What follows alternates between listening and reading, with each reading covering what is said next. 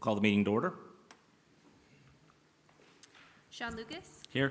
Justin Orff, Here. Jared Giddens, Here. Aaron Peterson, Here. Darlene Graham, Here. Amy Hoekstra. Here. Welcome to Nixa City Hall. This video is going to provide you with an overview of how the City of Nixa conducts city council meetings. We encourage everyone to attend and participate in city council meetings.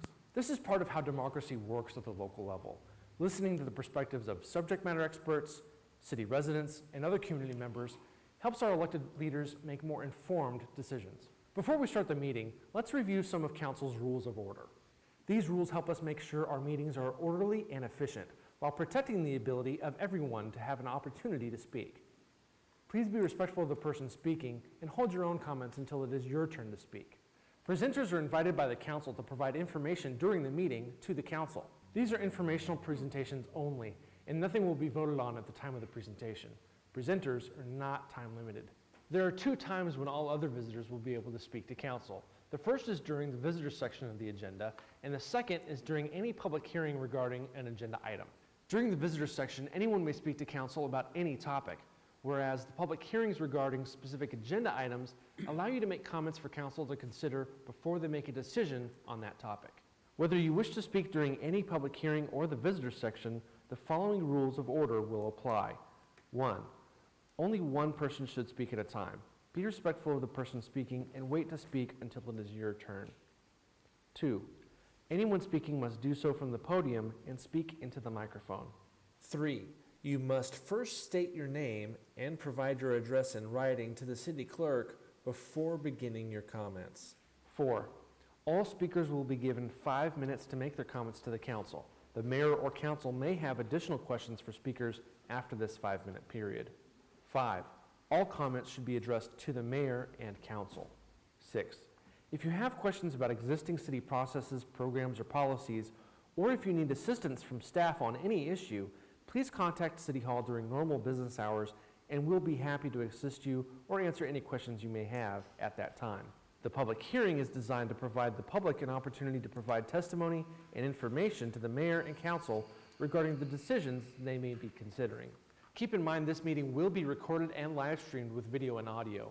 Therefore, all comments relevant to this meeting must be spoken into a microphone, otherwise video viewers will not be able to hear you. In the case of a closed session or technical difficulties, some meetings or portions of meetings may not actually be recorded or streamed.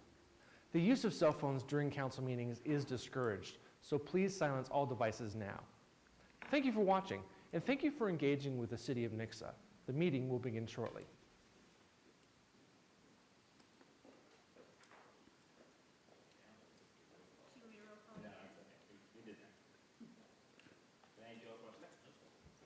All right, thank you all for watching that. Please join me for the Pledge of Allegiance. I pledge allegiance to the flag of the United States of America and to the republic for which it stands, one nation, under God, indivisible, with liberty and justice for all. And we'll move on to the consent agenda. Would anyone like to remove any items from the consent agenda? Seeing none, I'll accept a motion to approve. So made. Second. Roll call, please. Justin Orff, Yes. Jared Giddens, Yes. Aaron Peterson, Yes. Darlene Graham, Yes. Amy Hoekstra, Yes. Sean Lucas. Yes. And we'll move on to our service awards. 15 years for Jim Baker in the Public Works Department. Doug, go ahead. Good evening, Mayor, Council. Jim Baker started his career with the City of Nixa as building and grounds with the Mo crew. He shortly thereafter became a utility worker, and about 6 or 7 years ago became our preventative maintenance coordinator. Jim has been instrumental in providing services for our preventative maintenance department, things like new and safer car lifts, tire changing machines, an oil distribution station. That all of these things help provide better service for all of our vehicles and our equipment throughout the city. Jim doesn't just work on things for Public Works, he also does things for our police department and all the vehicles and equipment throughout the city. Jim is also instrumental in ordering a lot of our supplies and things for Public Works, and he's a very valuable employee, and we appreciate him greatly. Well, congratulations.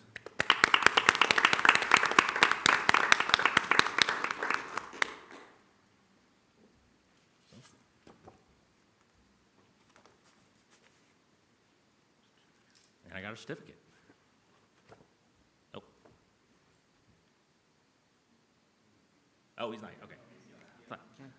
Wasn't sure. I never can see quite that far. We will pass that certificate on to Jim and give him our congratulations. All right, we will move on to our proclamation.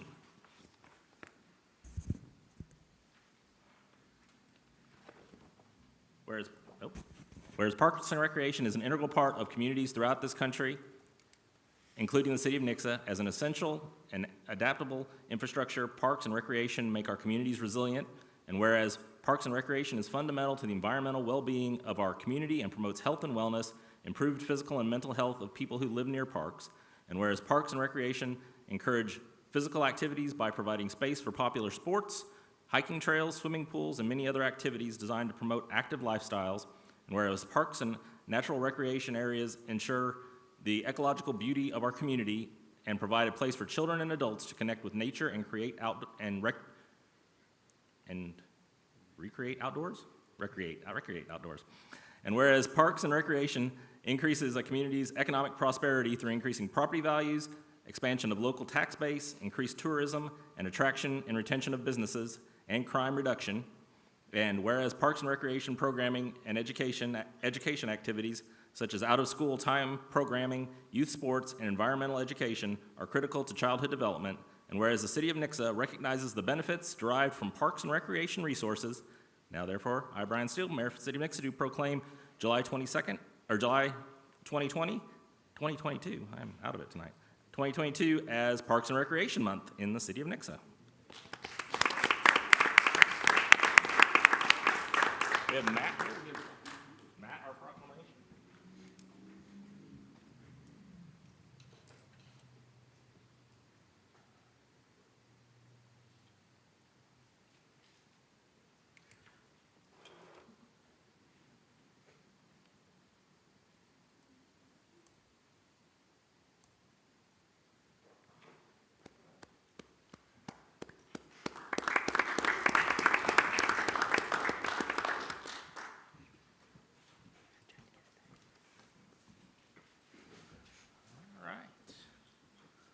We will move on to the visitor section. Do we have any visitors this evening, Becca?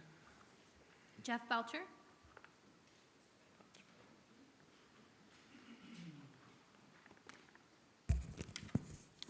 My name is Jeff Belcher, Nixa, Missouri. I've done some self-reflecting. I'm going to try the best I can to bring a little more reasonability to the council meetings. I've got a few things. I don't like getting reprimanded for what I would call minor infractions. I'm not college educated. I don't sit at a little desk. I don't surround myself with an office full of women. We're animals. We're construction workers. We cuss, we yell, we're loud. We tell it how it is.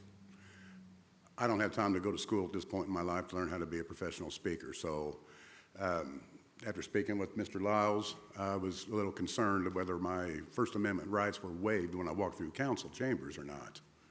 I was informed they are not. So I keep hearing that, there's small children that could be watching city council.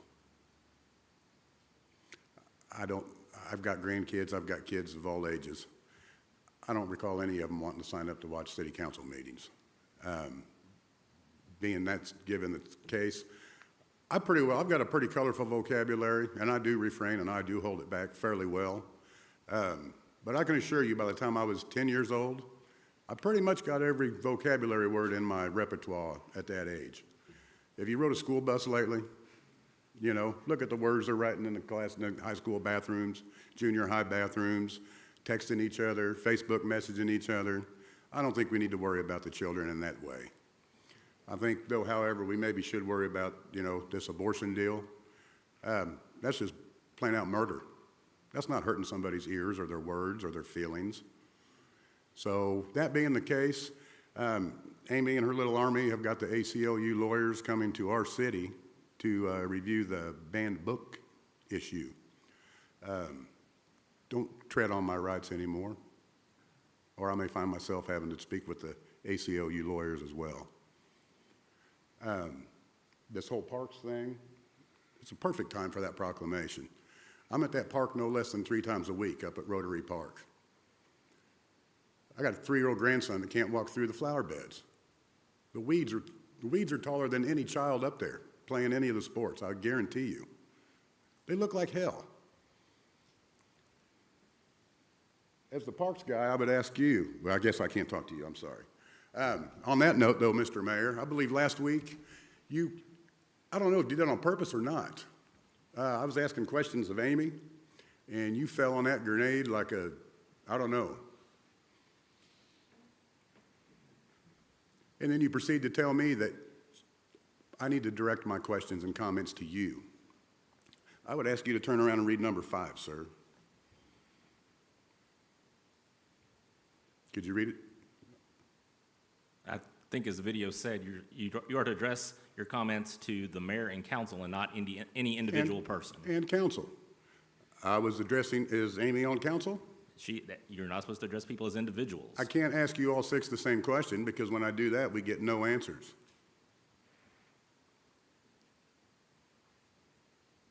I thought this was the whole purpose of this. People are allowed to come up, address their concerns, get their concerns resolved, addressed, heard, and you refuse. I asked you a simple statement last week, whether you condone the selling, promoting of unicorn piss. And you couldn't give me an answer. Your only response was, I don't believe in unicorns. Now, is that a direct answer, or is that deflecting and dodging?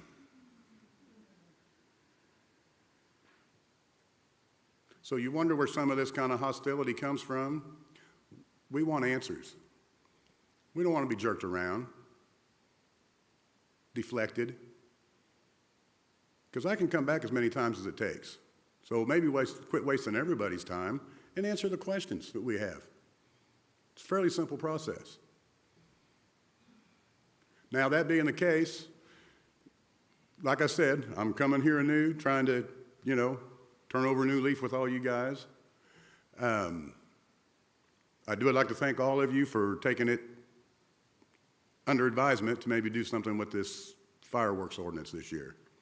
I understand it's been brought up several times, and probably what happens, I'm going to guess, is by the time it rolls around to get into the next year, well, it's already back on the weekends again.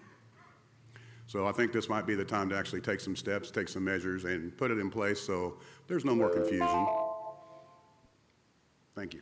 Thank you, Mr. Belcher. And as for questions unrelated to city council business or to a single individual on council, or something that could be answered by staff, as it says in the video, you're welcome to send emails or contact city council members individually if you have a question that you would like to ask them, or myself as well.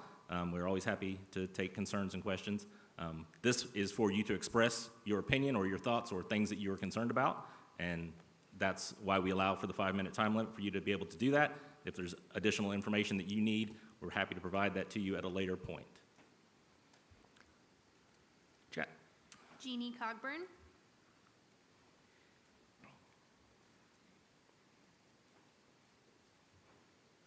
Oh, sorry, Gene, one more thing.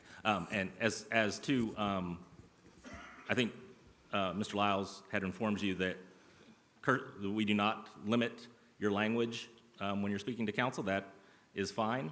I think what we have done in the past is we have asked you to watch it because there are children that could be watching online. There are children in the audience, as there are today, oftentimes, and we just ask you to please attempt to watch your language just for those reasons. But again, we're not telling you can't. Go ahead. Sorry. My name is Jeannie Coburn, and I'm from Nixa, Missouri. I feel like I need a shower, but I can take lots of showers, so I'm fine with that. I wanted to tell you that I appreciate the fact that you're taking care of the children in this community with the Parks and Recreation. You're providing lots of opportunities. I think that's a wonderful thing. We really enjoy that. I would like to request that we add another park sometime at some point, and I know that that has been in discussion before, because obviously there's many reasons why. I also wanted to tell you that I appreciate the fact that you're resurfacing some of the highways and the roads in this community. We need that. We need to not be driving on potholed roads, and we appreciate that. So I wanted to thank you for that also. I'm not going to talk about abortion or anything like that because that doesn't have anything to do with City Council. I appreciate what you're doing and know that there are many people in this community that appreciate it as well. And we understand that you get a lot of pushback from a lot of people. And that is something that we appreciate your servanthood to this community and to Nixa. Thank you for the fact that you have proclamations of all kinds, because Nixa is a growing community. And we appreciate the fact that you recognize that there are so many different types of people in this community.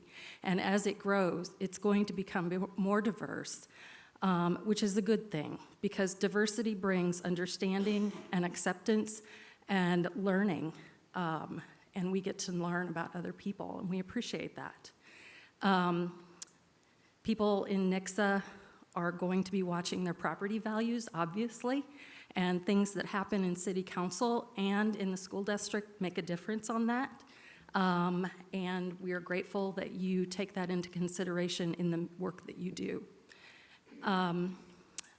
At this point, I just want to, again, thank you for being here and being helpful to this community and supporting everything that happens here for the good of the people that live here. Thank you. Thank you very much. Tamara Yancey.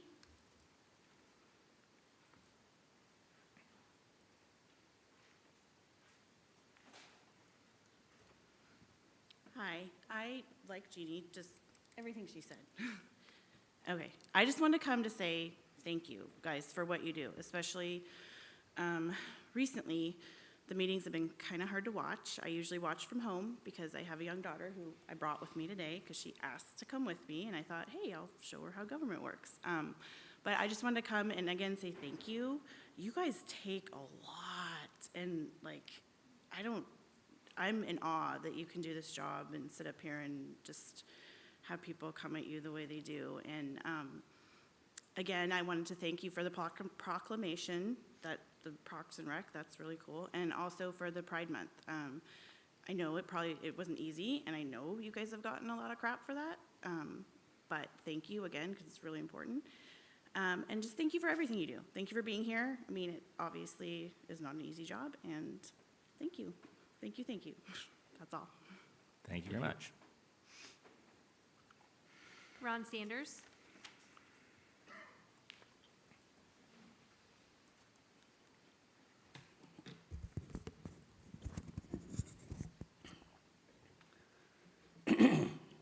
Hi, my name is Ron Sanders. I live at 976 Glen Oaks Drive.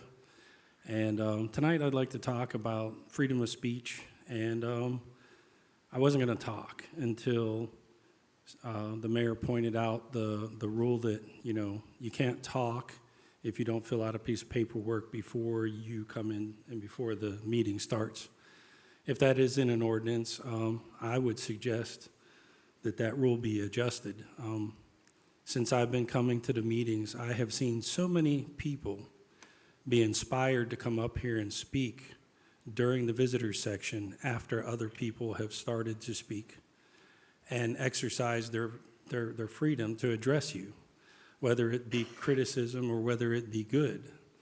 And sometimes people don't have that inspiration before they make it to the door, before the meeting starts. Sometimes that inspiration happens while other people are discussing things with you up here during the visitor section.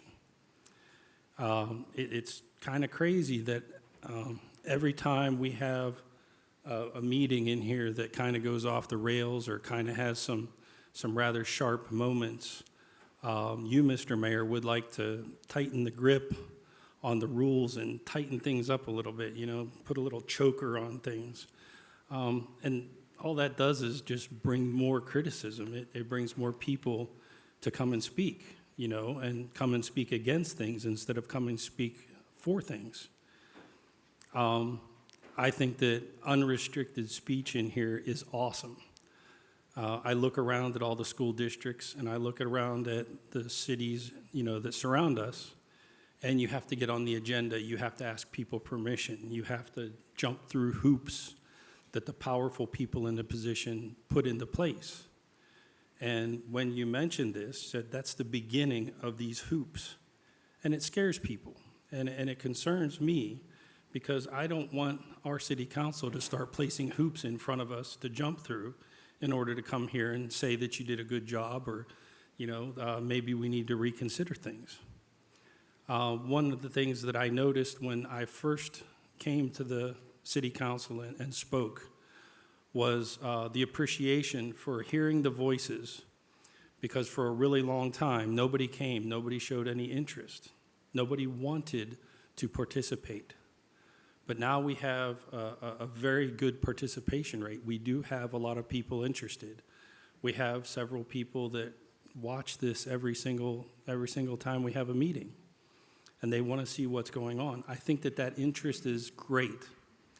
But as soon as you start cooling free speech with rules, that's when you start to lose people and people walk away. I really do enjoy coming here, and I really do enjoy sharing my thoughts with you, whether it's about freedom of speech or whether it's about a mundane thing, that has to do with a particular part of an ordinance. It gives me a chance to exercise my civic responsibilities and sharpen my civic mind. I actually find a reason to read the ordinances. I actually find a reason to come in here and maybe speak of something that somebody might not have thought of or spoke of before. And we need our citizens to do that, because having 6 or 10 people in government looking at a rule or looking at an ordinance is not a fresh perspective, and not always a good perspective. And sometimes whenever you have citizens who are interested and who want to participate, they bring something to the table that government does not have. And I think that everybody should be very careful to make sure that we continue to inspire people and encourage people to come here and share their experience, share their abilities, share their thoughts. Because you might have somebody come in here and give you something about an ordinance or about a rule or about a proclamation that nobody considered. And that's very important whenever it comes to government, because without the people's voice, that's a huge part of the picture that government often misses. Thank you. Thank you, Mr. Sanders.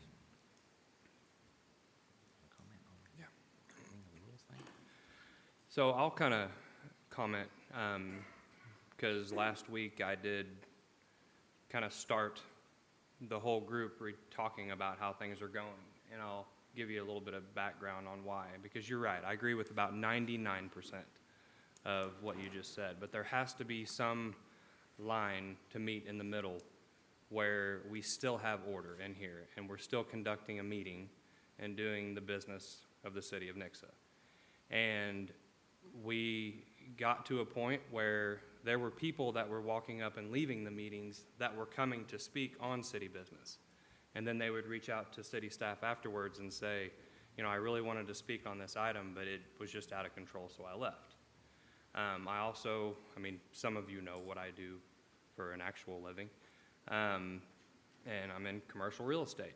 And I've been working with commercial developers kind of all over the area, and I actually had 2 recently that were wanting to come to Christian County, and they do their research. They look at P&Z meetings, they look at city council meetings, they see how the leadership is, and 2 of the many said, hey, can we look over at Ozark or maybe Republic? I just don't have a good feeling about the way things are going. And it's really we do conduct business in this meeting, but it's not really a true representation of what everyone does on a daily basis.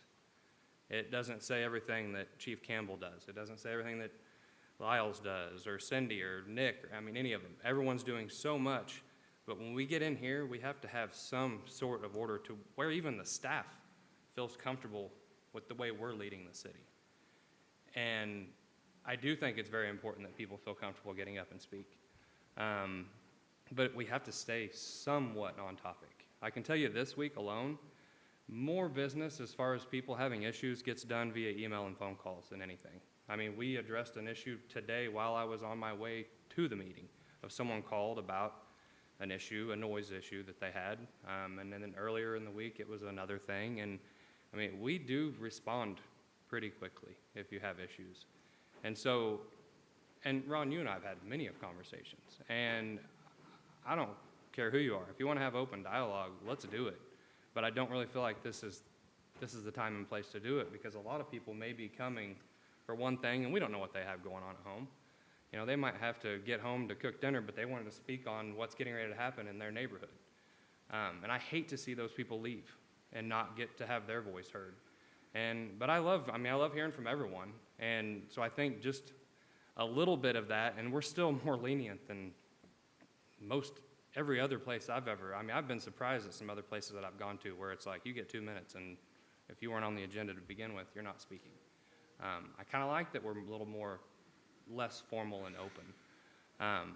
But I was honestly aggravated and tired of hearing people leaving. I think it's causing issues for us from a hiring standpoint.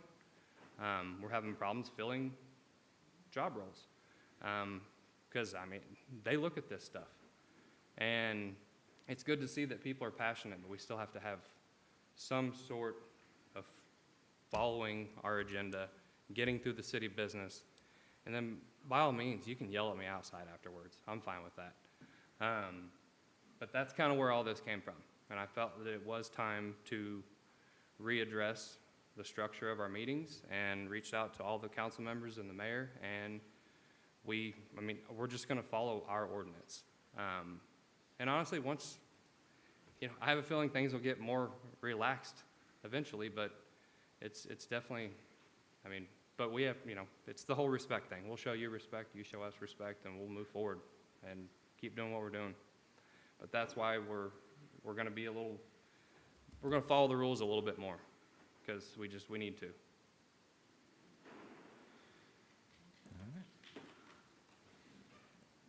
All right, we'll move on from that to our presentation section. Mayor, I still have a visitor. Oh, you got somebody else? Oh, sorry, I forgot to ask you.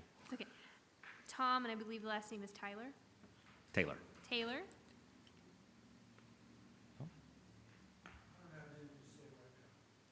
Thank you, Mr. Taylor. Anybody else? No, that's No. it. All right, we will close the visitor section and move on to our presentations.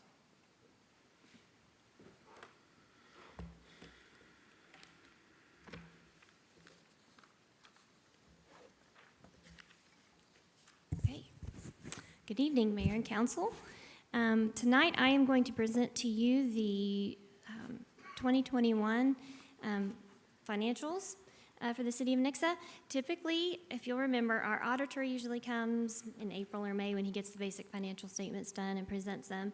But we're doing things a little bit differently this year because I wanted to introduce to you something new that we're doing. As a result of some of the action plans from our strategic plan, one of the things that we are trying to accomplish is to make our financial information a little bit more accessible and digestible and understandable to those who don't have an extensive finance background. And so we annually produce an annual comprehensive financial report, and we have done since 2015, and those have always been available on the website. But if you don't really know what you're looking at, you don't know how to interpret it, it's really not very useful information. And so last year, we produced a popular annual financial report, which takes about a 100-page document. This is our annual financial report, and condenses it down into what you have before you, about a 12-page magazine-type document that is a real high-level view of the city's finances, and so we're going to present that to you this evening. Before we get started, though, I want to recognize and thank Michaela Ford. She is our graphic design intern. She's a student at Drury University, and she designed this whole thing, did the layout, put all of it together. She's worked very hard because she's only been with us just a few weeks, and she's put all this together.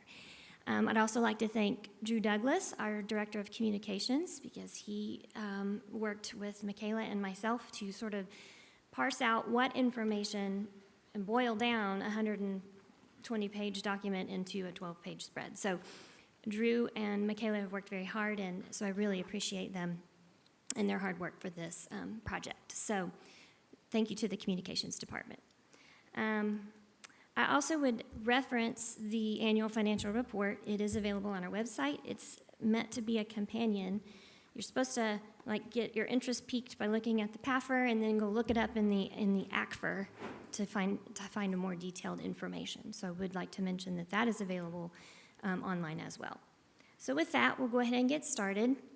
And I'm just going to go through this PAFR with you and sort of give you the explanation of what everything means.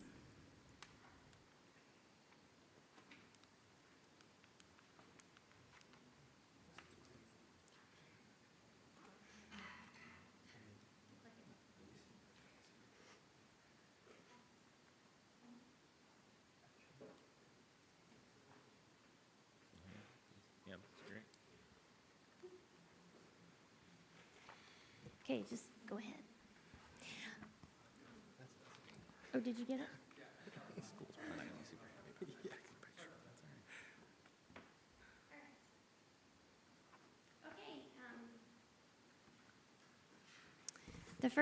The table of contents, that kind of shows you what we're going to be looking at here.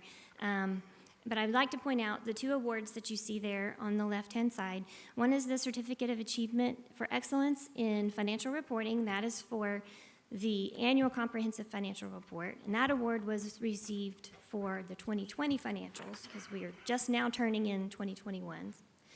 The one below it is the Award for Outstanding Achievement for Popular Financial Reporting, and we just received that for the very first time because last year was the first report that we produced, and that award is right there, so I brought it for everybody to see. It's nice and shiny.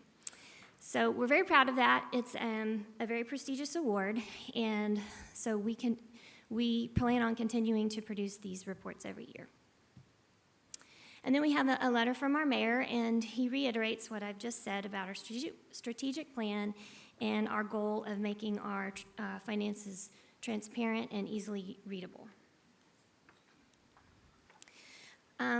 This spread shows just some quick facts. When you're looking at an entity's finances, it's important to know what the demographic and economic outlook is. And so you can see our population growth over the last 10 years, it's steadily rising, and with that comes new construction residential permits, and so you can see that information there. You can also see our top 10 employers, and just some quick statistics about the demographic makeup of the city of Nixa. And stop me at any point if you have any questions about any of this. Now, in your pamphlet or your PAFR, this page is blank because we had a little bit of technical difficulty before we sent it to the printer, so we didn't quite have it done, but this is what it will look like when we submit it to the GFOA for the award. So this just talks about the redistricting, the council district maps. If you'll recall, we just redistricted, and so that shows sort of the population splits there. And then the residential development activity there, as well as major intersection traffic counts. So that's just some interesting information to have, and you can see where the busier traffic lights are in town, and just information. Okay, so this spread talks about where does the money come from. And this is, we're going to look at the revenue sources for 2021, and this page is is only talking about the governmental funds. Now, governmental funds, remember, is the general fund and the street fund. Doesn't include the utilities. So governmental funds are those funds that are mostly derived from taxes. And so what we're talking about on this page is all of the taxes that we receive. And so you can look there at the 2021 direct and overlapping sales tax rates in the city of Nixa is 1.5%. 1% goes to the general fund and 0.5% goes to the street fund. And then you can see all the other overlapping sales tax rates so that the total is 7.475%. And then the line graph at the bottom on the left, the 10-year revenue for governmental funds, you can kind of see it's been kind of flat, and then we've gone up in the last couple of years.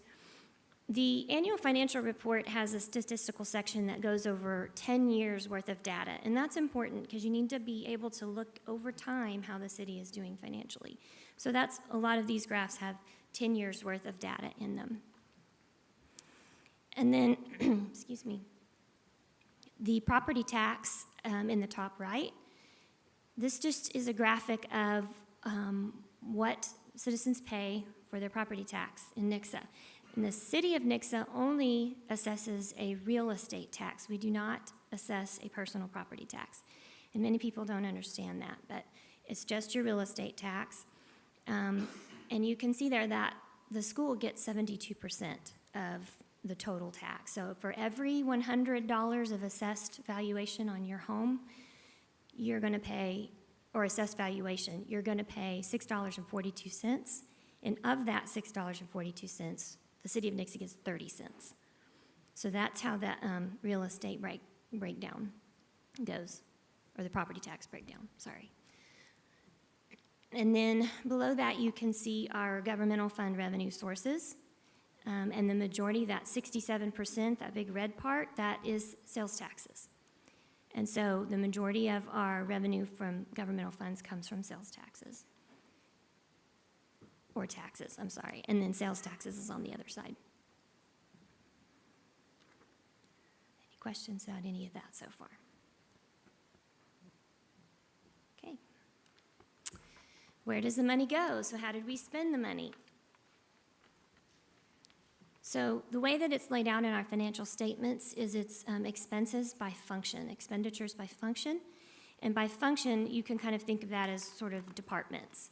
So if you look at that dollar bill graphic, you can see that for every dollar spent, 30 cents of that was spent on the police department. My eyes aren't that good. 15 cents on streets. No, I can't see it. You can read it. But you can see that's how the breakdown of the expenditures goes. And I will tell you that on the police expenditures, nearly 80% of that figure is spent on personnel. So personnel is our biggest resource for police, which makes sense. We can have fancy police cars and bulletproof vests and all that stuff, but if we don't have the officers out on the streets keeping us safe, then we aren't really doing much good. So the human capital is what's most important there. And so that's why we are always pushing for better pay, better benefits, to be competitive so that we can have a very strong police force. Additionally, we have debt, service, and capital purchases sort of as a function. And so if you look there to the left on the second chart, you can see our outstanding debt. So at the end of 2021, our outstanding debt was $2.8 million, and it has steadily gone down. In 2021, we paid off the debt that was issued for Macaulay Park, which was issued at $4.1 million in 2000. And so over the last 20 years, we have refinanced it twice and then paid it off. So the X Center, the pool development of Macaulay Park has all been paid for now. We will have 3 issues paid off by next year, and then we will have all of our debt paid off by 2026, except for the debt we're getting ready to issue for RDE. And then you can kind of look down there and see some of the capital projects that we completed in 2021 and their price tags. I will say that a lot of the plans that we had appropriated in the budget, we just didn't get to spend the money because of supply chain issues and delivery times. I mean, we were talking 8, 9, 12, 18 months before we were able to get a lot of things. And so we had the money appropriated, and a lot of that has had to been rolled over into this year's budget. And so you can see the construction in progress, the top 10 projects that have been started and are still underway. How much money do we have? So understanding the city's net position. Now, we've been talking about the governmental funds this whole time, general fund and street fund. We haven't even brought in the utilities yet. But if you look at the 10-year government-wide net position, that includes everything. And net position is a good indicator of the general financial health of the city. And so if you look at a government's net position over time, you can see whether it's healthy or whether it's deteriorating. And we continue to go on an upward trend, so our finances are in very good shape. But net position, the definition of net position is the difference between the city's assets and deferred outflows of resources and its liabilities and deferred inflows of resources. So it's what you have less what you owe, kind of like in a personal sense, your net worth. And then the next page talks about understanding the classifications of governmental fund balances, because they're, in our financial statements, they are presented in this way: the non-spendable, restricted, committed, and unassigned. And so you can see there our total governmental fund balances is $14,330,543.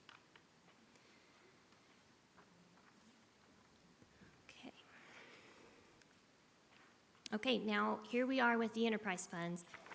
There's a little paragraph there about the difference between governmental and enterprise funds. As we know, enterprise funds are also sometimes referred to as business-type activities. And as I said before, governmental funds are, the revenues are generally derived from taxes. In enterprise funds, the revenues are derived from charges for services. So this is your utility bill. And that's why we do those extensive rate studies, so that we know that the rates we are charging will cover our operational, personnel, debt service, and capital needs, because that's what they're supposed to do. They're supposed to be run like a business. We don't use tax money to support the utilities. They are solely supported on charges for services. So you can see in the business type activities, we have a graph showing the operating revenue by fund. And below that, there's the non-operating revenues and impact fees. And then you have the utilities expenses, and you can see the majority for all of those, the expenses are operating expense. And so when you take the operating revenues and you subtract the utilities expenses, then you get your operating income.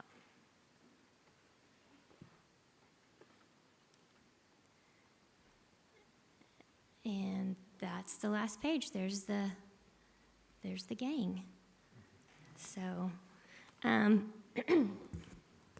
again, I'm really proud of this. I think that we've done a good job putting this together, and I hope that it will serve its purpose of helping people to understand how our finances work and how they are presented in our financial statements.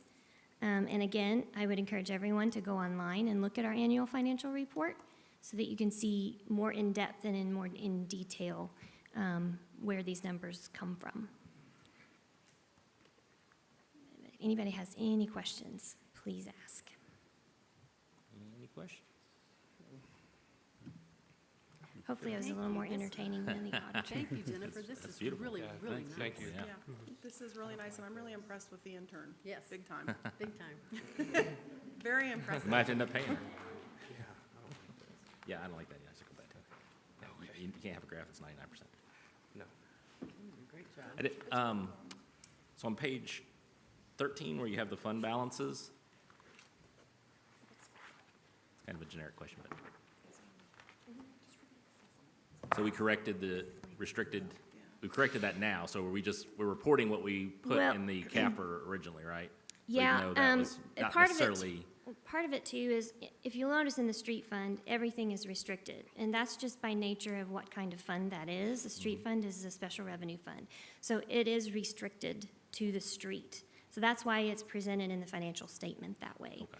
And so, yes, and the others, they're fixed now, and so in the next financial statement, they will align more with what we're sort of doing with all of that, yeah.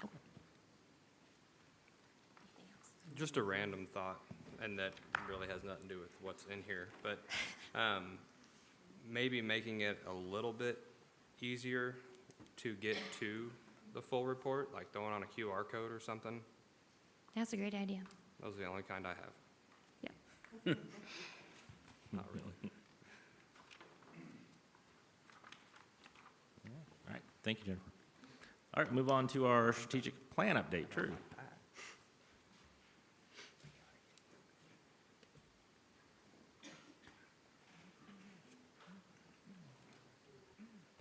I love the idea of the QR code. We will do that for sure. And as you guys know, the version you have in your hands is draft. It was fresh. It was printed today. Michaela has been here less than 3 weeks and cranked that out from 0 to what that product you have in your hand today in less than 3 weeks. That's the power of having a graphic designer on staff, even just as an intern. So you might hear me say that I'd like to have a full-time graphic designer on staff. Michaela, by the way, graduates this December and will be looking for a full-time job in January. Yeah, she did a great job. We may have some specific items you want to. We have a lot of, Questions? I have a I'll send you some backlog of projects that she could work on. But anyway, you'll hear more from me on that later in the year. Right now, let's talk a little bit about the street plan update. We're going to talk about, remember in the street plan where there were 6 priority areas, and we've given you an update already on the first 2. The first one was high performance government. That's really focused on kind of how we want to be a really high-performing government, right? We want to do things efficiently and do them well and get the job done right? And then the second thing that I gave you an update on was community safety, and that's really about police department, but it's also about streets and safety for sidewalks and crosswalks and things like that, right? Lighting and things like that. And this is the third portion, and I'm going to also give you sustainable economy as well today, because it's kind of a short one, so we're going to package them together and give you both updates in one fell swoop here today. So, reliable infrastructure, what do we mean by that? Well, you guys set this definition when we started the street planning process. You guys kind of defined it and then asked the community to give you input on how to accomplish this vision. But this was your vision. We will develop and maintain future-proof infrastructure designed to meet current needs and accommodate growth. We will provide safe, reliable, and environmentally friendly services. That was the vision. And I'll remind you that we had a panel of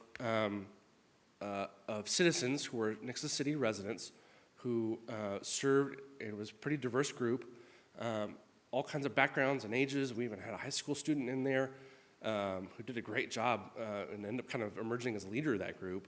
But we had a diverse group in there that working on this, and what we tasked them with was writing the action plans. And they had to be written unanimously. They had to vote on it unanimously on the wording of each action plan. So those are really kind of set in concrete, if you will. They're set in stone. We're not going to change the action plans because those were written by the citizens that we asked them to tell us what they want the city to be doing over the next 5 years. But then the action steps are little pieces that are really more determined by staff, and ultimately they're guided by our city administrator, Jimmy Lyles, on kind of steering staff on what steps need to be done to accomplish the plan as written by that committee. So, after that little refresher, in order to improve infrastructure, the City of Nixa shall Action Plan 1. Again, the action plan is the part written by the committee. Improve roadways to alleviate congestion in high-traffic areas. 4 action steps have been assigned by the city administrator to different various staff. Keep in mind, the city administrator also might assign things to himself in this plan. So what are the things we're working on there? Budgeted for 2022, we are widening and improving North Main Street from Tracker Road to CC, including sidewalks and bike lanes, and probable construction may start in spring of 2023. In progress, obtain funding for the design of improvements and widening of North Main from 14 to North Street. That's in progress because we've been seeking some funding for the design of that project. In progress also is obtaining engineering plan for future North Street improvements from east of Maplewood Hills to the intersection of Cheyenne. That's that section of North Street that has a lot of big ups and downs, and it's a little bit dangerous. And so one of our goals was to come up with a design for that to make it a little bit safer, and that's in progress as well. Also in progress is extending the widening improvements on Northview from its existing terminus. So think right there in front of Tractor Supply there, right? The kind of widened area of Northview ends there, and we want to extend that another 300, 400 feet past the Old Wilderness intersection. And the design for that has been completed, and we are in the process of acquiring right-of-way for that. So this whole action plan is really doing well as far as being in progress, and we're working on it, making progress. In order to improve infrastructure, the City of Nixa shall, action plan number 2, improve intersections to enhance safety and alleviate congestion.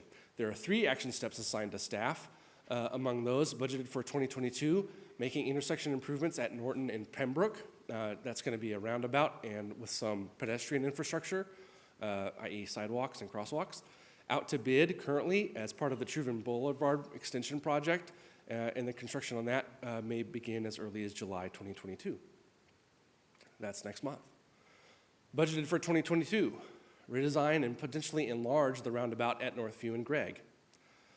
Completed in 2021, install a full-size roundabout at Tracker and Oldcastle. That's done, and the HOA of Wicklow is in charge of doing the landscaping in that roundabout. And also of note here, this is not a piece that was an action step assigned under this action plan, but it's kind of related, so I want to make note of it. The crosswalk installation at the Main and Aldersgate has been completed, but that was categorized under the community safety strategic priority, which I gave you an update on last time, under a plan that was regarding pedestrian safety. When I gave you that update, it was almost done. Now it is done. In order to improve infrastructure, the City of Nixa shall, action plan number 3, create new road connectivity to alleviate congestion in high traffic areas. There are 2 action steps assigned to staff.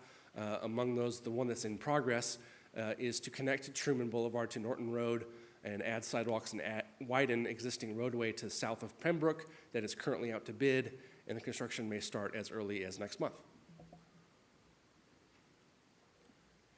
In order to improve infrastructure, the City of Nixa shall, action plan number 4, advocate to MoDOT that they prioritize various Nixa projects. There's only one action step assigned here that's pretty simple and straightforward, and it is already operational and ongoing now. And it has been since 2021 when this was adopted.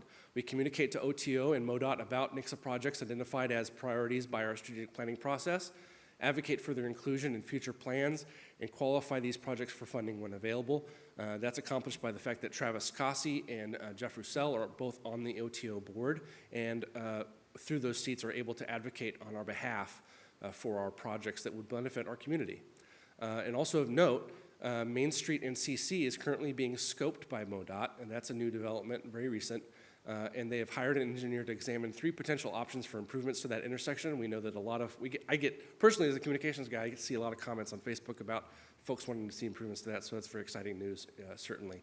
And that it was the fact that MoDOT is now moving forward on that project was spurred in part thanks to the fact that the city has budgeted money to improve Main Street from Tracker up to that intersection. In order to improve infrastructure, the City of Nixa shall, action plan number 5, improve public lighting to enhance safety and efficiency citywide. There are 4 action steps assigned. 2 of them are in progress.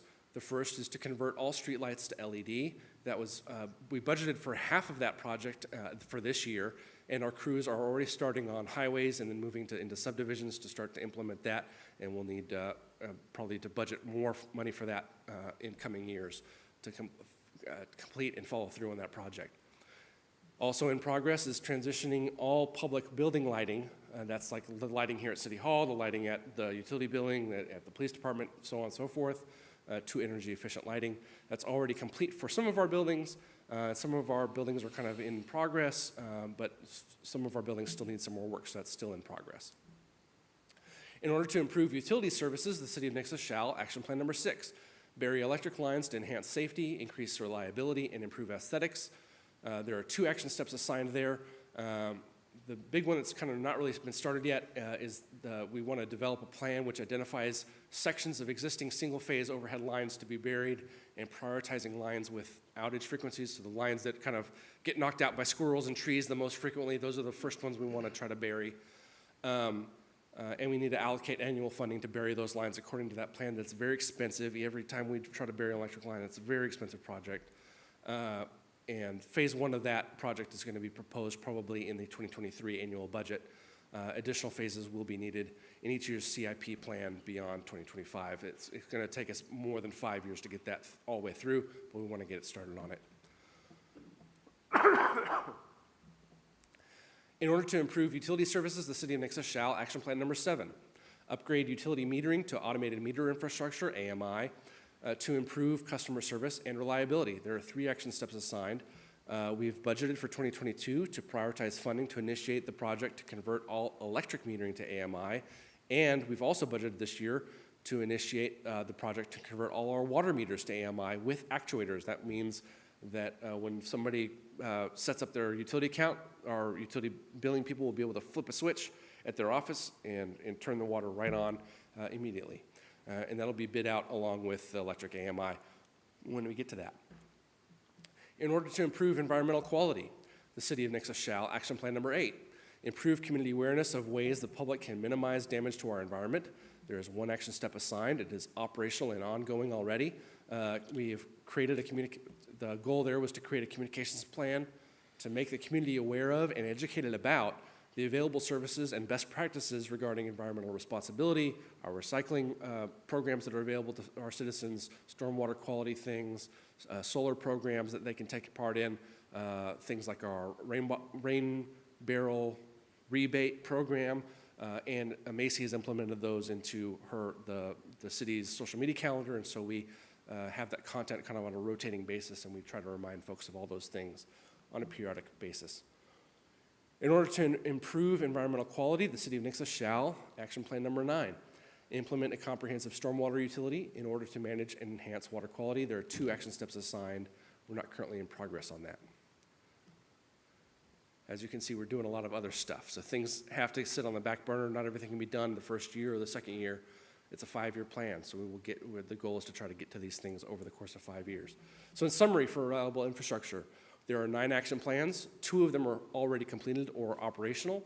There are 5 more of those action plans have already seen at least some progress, or staff are actively working behind the scenes right now on action steps to fulfill those goals. There are 22 total action steps assigned to staff in this section. 11 of those are in progress or budgeted for this year, and 3 are already completed or operational. Questions about our progress on the reliable infrastructure? Any questions? Nope. Good, because I don't have a lot more depth of knowledge on those things. I have to hand it off to our Public Works and Utilities guys. Sustainable economy. This is kind of a short one, so we'll kind of package it in here. But the definition is a little bit long, so bear with me here. We will help our local businesses continue to thrive and expand while developing an atmosphere of entrepreneurship. We will engage in partnerships to create an environment which fosters the job skills and workforce required to succeed in tomorrow's economy. We will invest in our community to attract further private investment and economic development. That's how we define that vision for what we mean by sustainable economy. That's what we want. So in order to attract investment and development, the City of Nixa shall, action plan 1, seek to partner with a developer in order to build a new industrial park. There's 1 action step assigned. Jimmy's taken that one on. He has been seeking a partner, but no progress yet. One of the big issues there is land availability remaining an obstacle to making progress on this. In order to attract investment and development, the City of Nixa shall, action plan number 2, provide voters an opportunity to fund the city's economic development efforts. There's 1 action step assigned. It is not started. And at this time, we are not considering asking voters for any dedicated funding source for economic development. However, any revenue increase for the city's general fund has the potential to allow us to earmark more funds for economic development purposes. And also keep in mind, that by funding infrastructure and amenities projects, by improving our parks, by improving our infrastructure, those kind of investments can also render more economic development benefits by attracting more residents, business investment, and jobs. So don't be fooled by the fact that we've not tried to pursue a dedicated funding source for this. All the investments that we make into our infrastructure and into our amenities as a community have an economic development benefit to it. In order to attract investment and development, the City of Nixa shall, action plan number 3, implement a unique economic development branding and marketing strategy for the city and distribute its key messages in creative and innovative ways. This kind of ties into part of what we'll talk about a little bit later on tonight.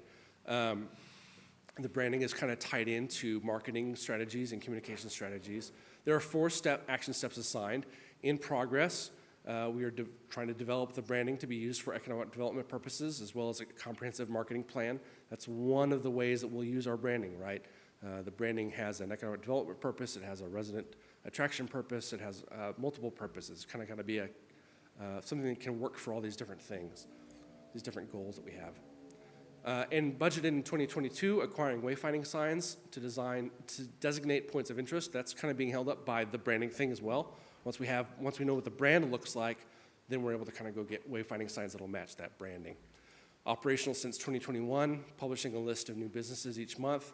The city clerk, Cindy, started that in 2021, and we publish in your council report every month on the business licenses. You can see the list of new businesses, and we share that with our partners, like the Chamber of Commerce is able to then use that as leads to find new members for the Chamber of Commerce.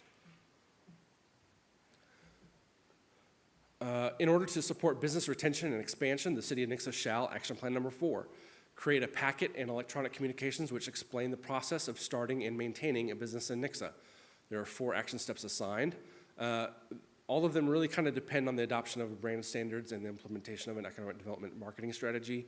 Once those pieces are in place, then kind of we can start to pull the trigger on these other things that are on our to-do list. In order to support business retention and expansion, the City of Nixa shall, action plan number 5, participate annually in tax-free weekend. This one's already completed and in progress, or I should say operational. The ordinance was approved by you guys, by council, and the process was completed for Nixa to participate in tax-free weekend. We did that last year, and we'll do it again this year, I assume. So, sustainable economy, in summary.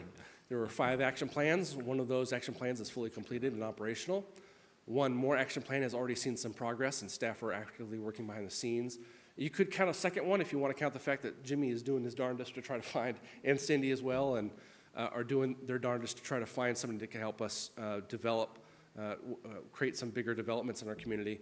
But we've not counted it here as in progress yet, since there's not really kind of a progress in a certain project in the pipeline yet, if that makes sense. There are 11 action steps assigned to staff total. 2 of those are in progress or budgeted for this year, and 2 have been completed or operational. Any other questions about our progress on the sustainable economy? Any questions? No? Good job. Thank you. Thank you very much. And that's it. All right. I did see you had a question, Mr. Taylor, as we kind of discussed later. This section doesn't have a public hearing portion, but if you want to send any questions to myself or Mr. Lyles or Mr. Douglas, I'd be happy to respond back to you. All right, we will move on to our first reading. First reading, Council Bill number 2022-065, an ordinance of the Council of the City of Nixa amending section 16-200 of the Nixa City Code to authorize the discharge of fireworks within the city limits for July 2nd and 3rd, 2022.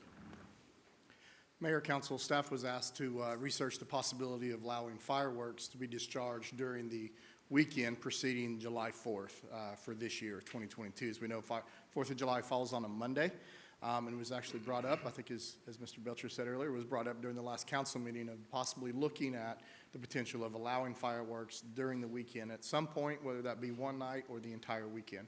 So what staff has done is brought before you an ordinance that would technically, it would allow fireworks throughout the weekend through July 2nd, July 3rd, and July 4th between 2 p.m. and 11 p.m.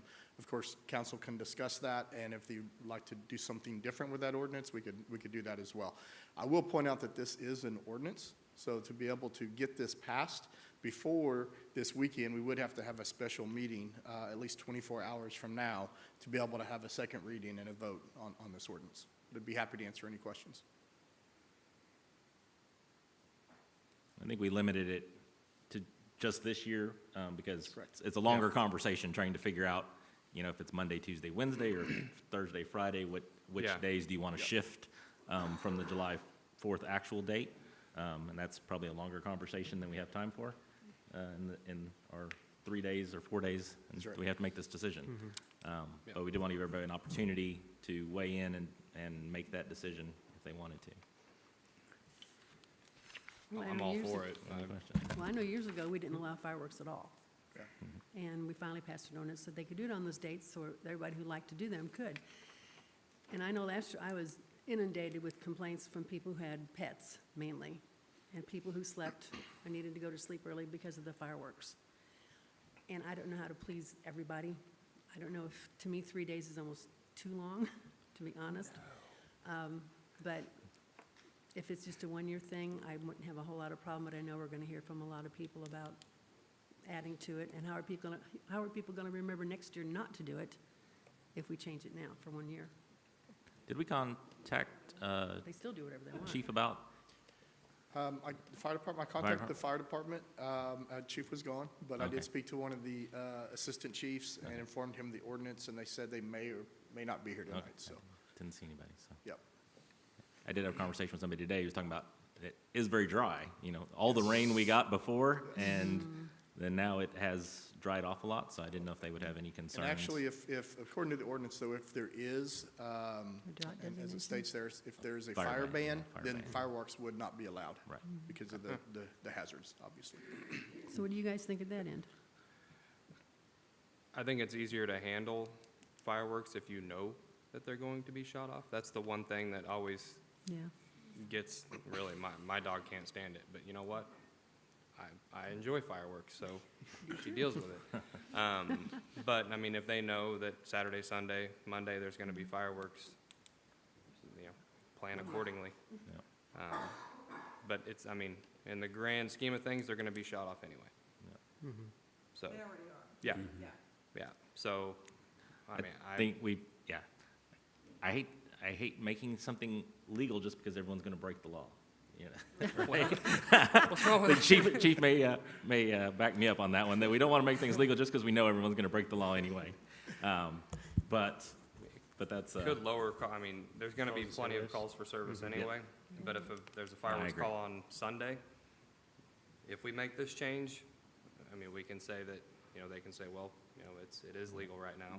well, we'll let Jimmy sit down, have a public hearing, and then we'll have some further discussion. I All know right, one of thank the, you, oth- Jimmy. one of the other problems we have is the fact that we have little pockets in Nixa that are not in Nixa.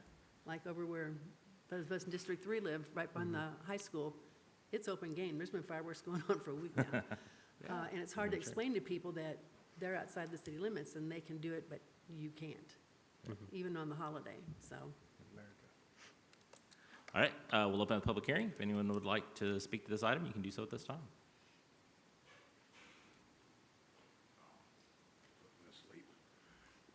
I don't know if anybody knows or not, I've got a daughter that works part-time at 911, and she told me here, I believe it was this morning, they were inundated with 911 calls the night the high school had their display. So is that a waste of time for law enforcement? I would say it is. You know, we can have an ordinance that we've got to celebrate Pride Month for an entire 30 days. We can't celebrate a weekend for the founding of our country.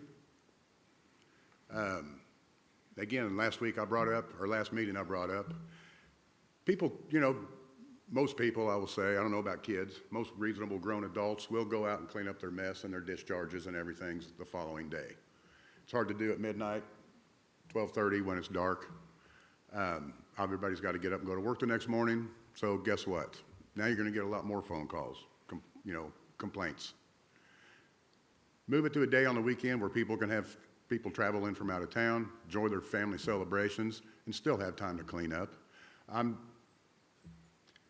Can't believe I'm saying this, I'm with you, I like to blow stuff up. But, 3 days, I would agree, does seem a little a little much, and, you know, but as far as that goes, I mean, dogs, I mean, I've got dogs, had dogs. He freaked out. He was a Labrador, supposed to be this great hunting dog. He would squeeze 90 pounds of his big body behind my toilet, that little bitty space, in fear. So I get it. But at the same token, you go up to your vet, they got these little things called doggy downers, and they don't act like they aren't even there. He had no clue fireworks were going off, you know? So but again, the warning, I think, would be a big thing. If, you know, I seen they did put out an announcement today, I believe it was, that you can only shoot on the 4th. Well, how's that working for you? You know, people feel railroaded. It's like, well, I got to work. I can't do this. I can't do that. I can't have the family down, so I'm going to do it anyways. You feel backed into a corner, you're going to do what you want to do. You know it's not going to be enforced. There's way too many people doing it, and I agree. We shouldn't make laws just because they're going to do it anyway. But as a common sense approach, if we have a scheduled time, a scheduled day that does happen to fall on a weekend to allow them celebrations to take place, I just think that Monday just completely prohibits that from virtually no celebration time. You know, unfortunately, not everybody gets Monday off. And again, everybody's got to go to work the following morning. So who's going to clean up the mess? You know, the last thing I wanted to see another lady save a bag of discharged fireworks in her closet for a year. That's a little hysterical to me. I've already seen, you know, when the city made their announcement on their Facebook page, we got more wine bags living out in this city that I don't get it. I mean, we're all, you know, most of us are outdoorsmen, we're hunters, we're pro-gun. It's a loud noise. It's a celebration. It's a firework. You know, potentially a fire could happen, absolutely. You know, a dog could knock over your infrared heater in the wintertime and burn your house down just as easy. Should we ban infrared heaters? I mean, there's a point where common sense has to take over and, you know, cooler heads prevail.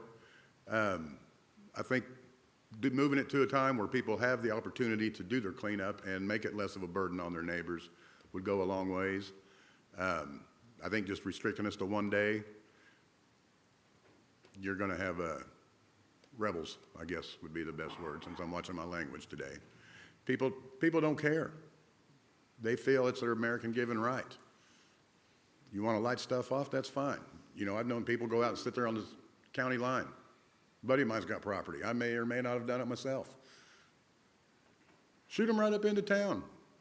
You want to worry about it? You want to complain? You want to throw a fit? That's fine. It's all right. We can have a holiday. We can celebrate it the way it has been traditionally. We don't need to change everything. Now, as far as the days go, I mean, I suggested it last week. I don't know how many times you've said it's been brought up several times. Possibly amending that ordinance just for the same reason. And again, it gets swept over until it hits the weekends again, and then we forget about it because everybody's happy. We got all weekend to do what we want to do. I don't see the problem with coming up with a plan. I would suggest either you got Wednesday, if it falls on Wednesday, the middle of the week, flip a coin. We've got the internet. You've got 3, 4, 5. You can announce it 2 weeks ahead of time. If the 4th falls on a Monday or Tuesday or Wednesday, we're going to do it the weekend before. If it falls on a Thursday or Friday, we'll do it the weekend after. I don't understand what's so complicated about that. Said we'll figure that out. Thank you, Mr. Belcher.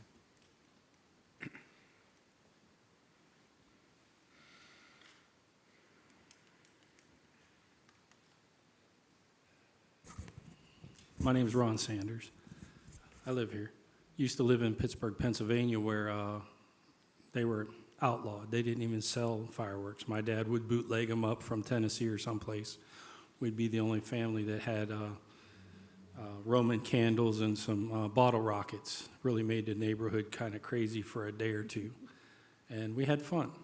And that's what it's all about. But I think you guys are pondering, what is the price of freedom? You know, and we're celebrating our freedom. So what is the price? A little bit of noise, a little bit of inconvenience. I personally think that the people here in Nixa are great people, are very good people. And I think that if this ordinance didn't exist, I think that we would have very few people even try to set off fireworks any other time than New Year's Eve and the 4th of July. I just don't see it happening very often. I don't think that people would allow it. I think they'd probably, go talk to their neighbors, and heck, you have a noise ordinance anyways, right? Don't we have a noise ordinance? So wouldn't that violate a noise ordinance after like 10 o'clock or 11 o'clock or something like that? So there are a lot of moot points, but once again, what is the price of freedom? Well, while you ponder that, I guess we could consider what is the price of celebrating our freedom. Right now, we have a celebration the week before the 4th of July. And that's kind of confused me a couple years ago. I was like, why can't we just celebrate on the 4th of July? Why can't we just do that? But then I had another thought, and I said, well, you know what? They're giving us the opportunity to celebrate for a whole extra week. That's great. So there's a little bit of conflicted feelings here for me. But if the city and the Chamber of Commerce and everybody else had a fireworks display on the 4th of July, I wonder how many people would compete to get that 70% discount, the 4 hours before the stands closed, and just went to the school and watched it. Yeah, it cost a little bit more, but, all of a sudden, everybody's shooting off fireworks. Not so much, because we're going to go watch them at the wherever we have them. And if you put on a good enough show and you make it a good enough event, people will go there instead of setting them off at their own houses, and a lot less would happen. Now, I'm kind of cutting myself off at the knees here, because I think that one of the greatest things that you can see in Nixa is the fireworks display on the 4th of July, because I'm not even up real high at my house, and I can sit there, and after I blow my $1,000 up in the air, I can sit for another 20 or 30 minutes and watch the cityscape just explode with fireworks until about 11:30. I think everybody tapers off at about 11:30. For some reason, right between 10 and 10:30, though, it becomes really intense for almost 30 minutes. And it's awesome.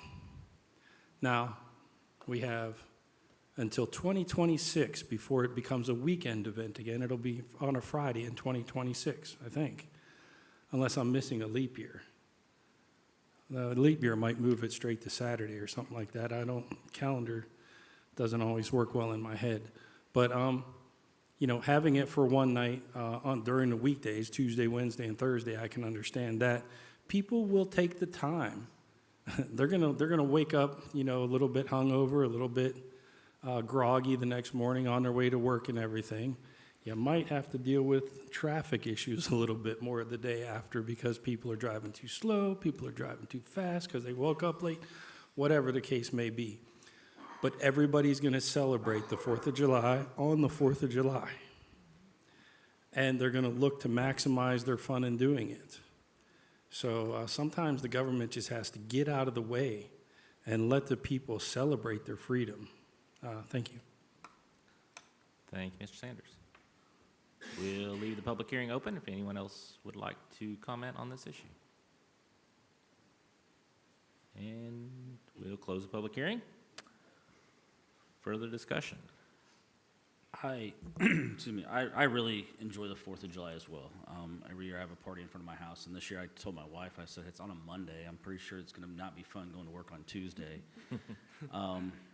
So I said, we're going to limit our party to what we normally do. I mean, not to the degree that we've had in the past. So with this opportunity here, it'll give us a chance to move the day that we celebrate and then be able to enjoy other celebrations going on around. Is 3 days too much? That's give or take, but I think whatever we do this year is going to set the precedence for the years to come. So I think we need to really think about if we're going to allow Saturday, Sunday, and Monday, or if we're just going to allow the day before. I would be okay with allowing just the day before. So if the holiday falls Monday through Thursday, if the 4th of July falls Monday, Tuesday, Wednesday, or Thursday, allowing fireworks to be shot off on the 3rd and the 4th, because the majority of people do have the 4th off, and so they can have their big celebrations on the 3rd and then deal with whatever the next day. That would be my recommendation going forward. Kind of the other thought, and it fits that fits well into this year, is if you had it, Tuesday, Wednesday, Thursday, you do it you allow the Saturday before or after, because that's when people will be able to have celebrations. So that works out really good for us to decide, or to discuss or decide right now, because we can either do it Saturday or we can do it Sunday, either the day before or on the Saturday before. Yeah, So, I don't know which is better. right. So I think for us to be able to do that, something for this year, though, we need to have a motion to have another meeting. We we need have to to make, approve need to this make the first. amendment to decide, if we're gonna limit it down to one day, right now it's to 2 days, we need to decide that and tell them what day, so that Nick can update the ordinance for us, assuming we're all on board to do it. Yeah, I like Sean's idea, actually, because say the 4th of July is on a Wednesday. Well, if we say you can only do fireworks, I mean, a lot of people are going to want to do them on the 4th. So it's not going to make sense to be like, you can do it on Saturday and Wednesday. You know, it has to be contiguous. So I like this, that's a good idea, I think, of just saying you can do it on the 3rd and the 4th. And if that's going to apply when it's Monday through Thursday, we could just let it apply no matter what. We could just say, that could just be the new ordinance. You can do it on the 3rd and the 4th. That way, that'd be simple. that would just kind of That way help. it's addressed for Right. years to come, too, we don't have to Right. remember to come back to it. Because I 2 days seems reasonable to me, and, And most people do shoot Yeah. their big ones off on the 4th. You'll hear the little poppers here and there, but the great big ones, usually Yeah. on the 4th, are really close to it. And it is beautiful, Ron, you're right. We sit and watch it from our houses. It's spectacular So- in our town. yeah, because it doesn't seem realistic to always allow there to be a weekend day if it's going to be like on Wednesday or Thursday, you know, because then you'd either have to have, There'd have to be a lot of extra communication with that, I think. and Like I said, you'd we end up can- with we'll have fireworks just the We'll whole have another time, you discussion know, you'd about end the up with- long-term, we yeah. can think about that a little bit more. So I could go for, Yeah. this year even, I could just go for Sunday, and, So, do Monday. we need to make a motion to amend the Well, I current? personally like it the way it's written. For multiple reasons. But I do also believe it'll be better for business for fireworks stands, because everyone's gonna run out on Saturday night. Yeah. So then they'll buy more on Sunday, and then more on Monday.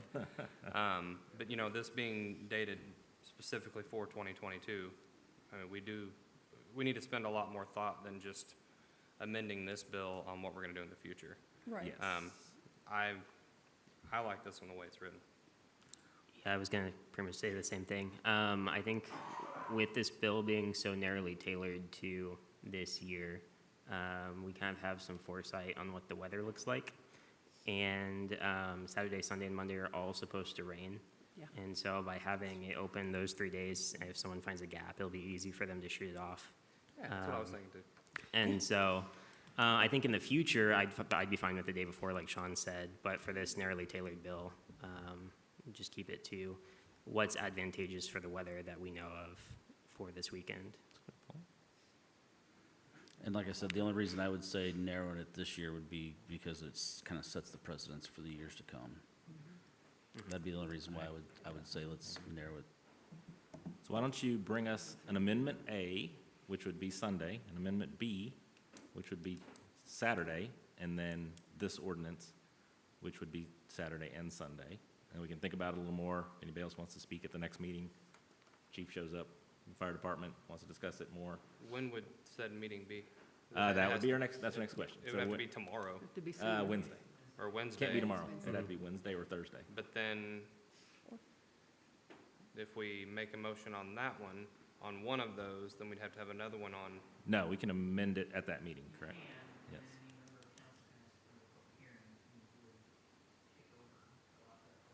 we wouldn't have to do a second reading and, okay, Yeah, that's the second reading, and then we're just amending it Okay. at that time. okay.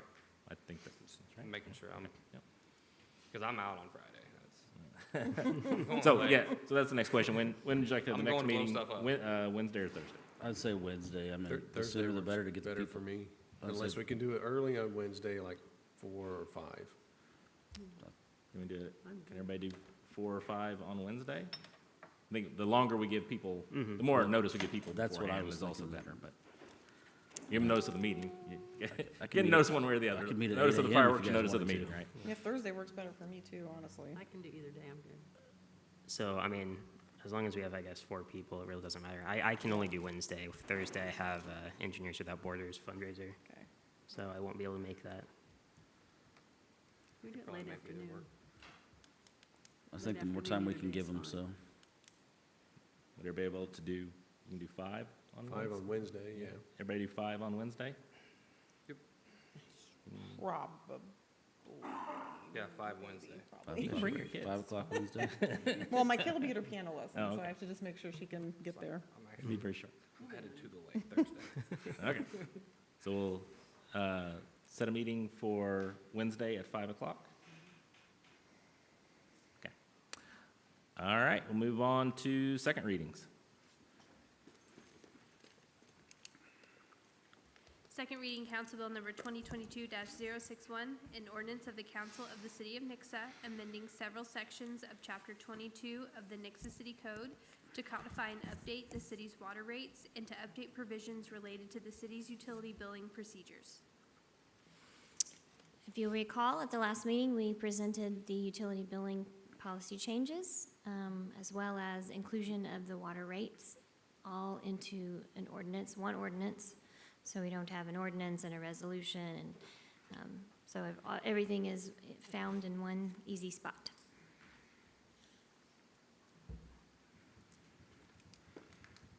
And Doug added the bulk water rate change into it as well. That's why there's 2 memos.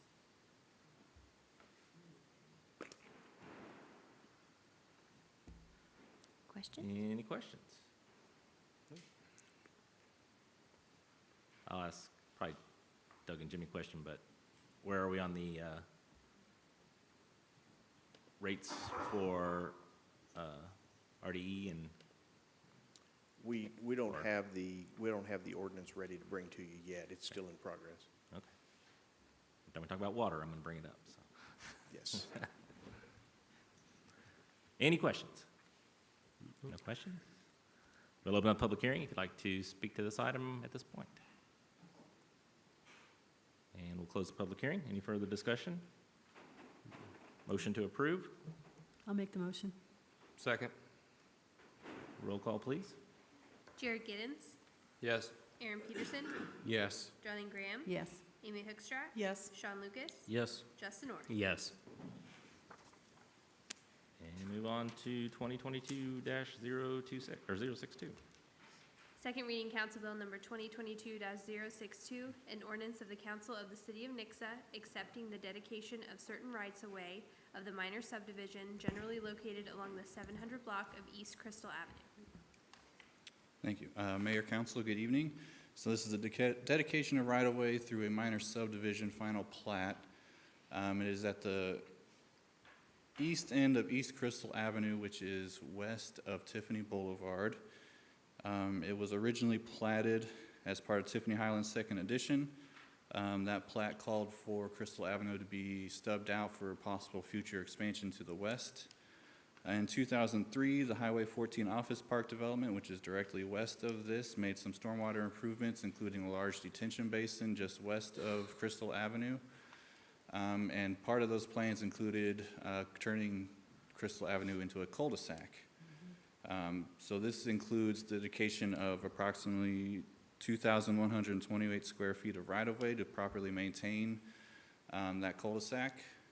At the June P&Z meeting, this minor subdivision was presented and had a public hearing. No one approached the commission, and the P&Z commission voted unanimously to approve the minor subdivision and also recommend the dedication of right-of-way to council. Staff recommends approval, and if you have any questions, I'm available. Any questions? Thanks, Scott. We'll open up the public hearing and close the public hearing. Any further discussion? Motion to approve? So made. Second. Roll call, please. Aaron Peterson, Yes. Darlene Graham, Yes. Amy Hoekstra, Yes. Sean Lucas, Yes. Justin Orr, Yes. Jared Giddens. Yes. All right, we'll move on to 2022-063. Second reading Council Bill number 2022-063, an ordinance of the Council of the City of Nixa rezoning the real property generally located along the 700 block of East Crystal Avenue from the R3 multifamily residential district to the R1 single-family residential district. Mayor, council, good evening. As part of the minor subdivision request, the property owners have requested a rezone from R3, which is our high-density multifamily, to R1 single-family. The surrounding land uses are R1 directly to the south, R4 multifamily, which is generally associated with duplexes to the north and to the east, and then general commercial directly to the west. This property is currently vacant and is part of a platted subdivision, so it enjoys access or immediate access to all city utilities, and which are all sized and sufficient for R1 development at this location. Again, at the June P&Z meeting, a public hearing was held. No one approached the commission, and the commission voted unanimously to recommend approval to City Council for this rezone, and staff recommends approval. If you have any questions. Any questions? Nope. No. Thank you very much. And we will open up the public hearing and close the public hearing. Any further discussion? Motion to approve. So made. Oh, I'll just second that. Roll call, please. Darlene Graham? Yes. Amy Hookstrack? Yes. Sean Lucas? Yes. Justin Orr? Yes. Jared Giddens? Yes. Aaron Peterson? Yes.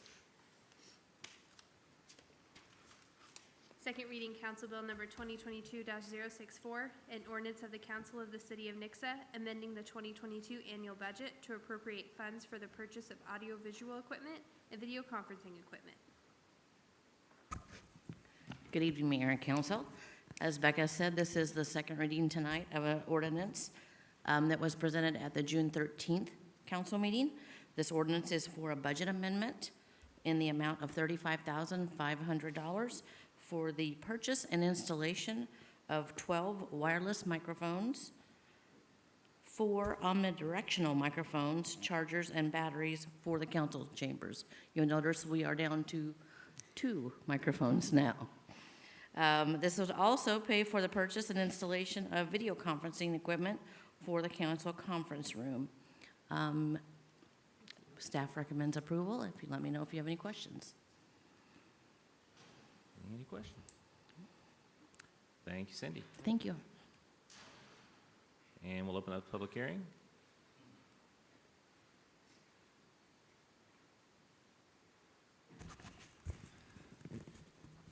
Name's Ron Sanders.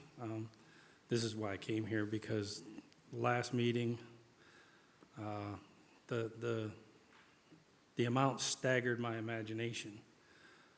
Having grown up on a carnival and buying audiovisual equipment and stuff like that over the years, and doing a lot of procurement while I was in the Army and stuff like that. And then I get here and these Audio-Technica microphones, and we're looking at $21,000 to replace 12 of them and some batteries.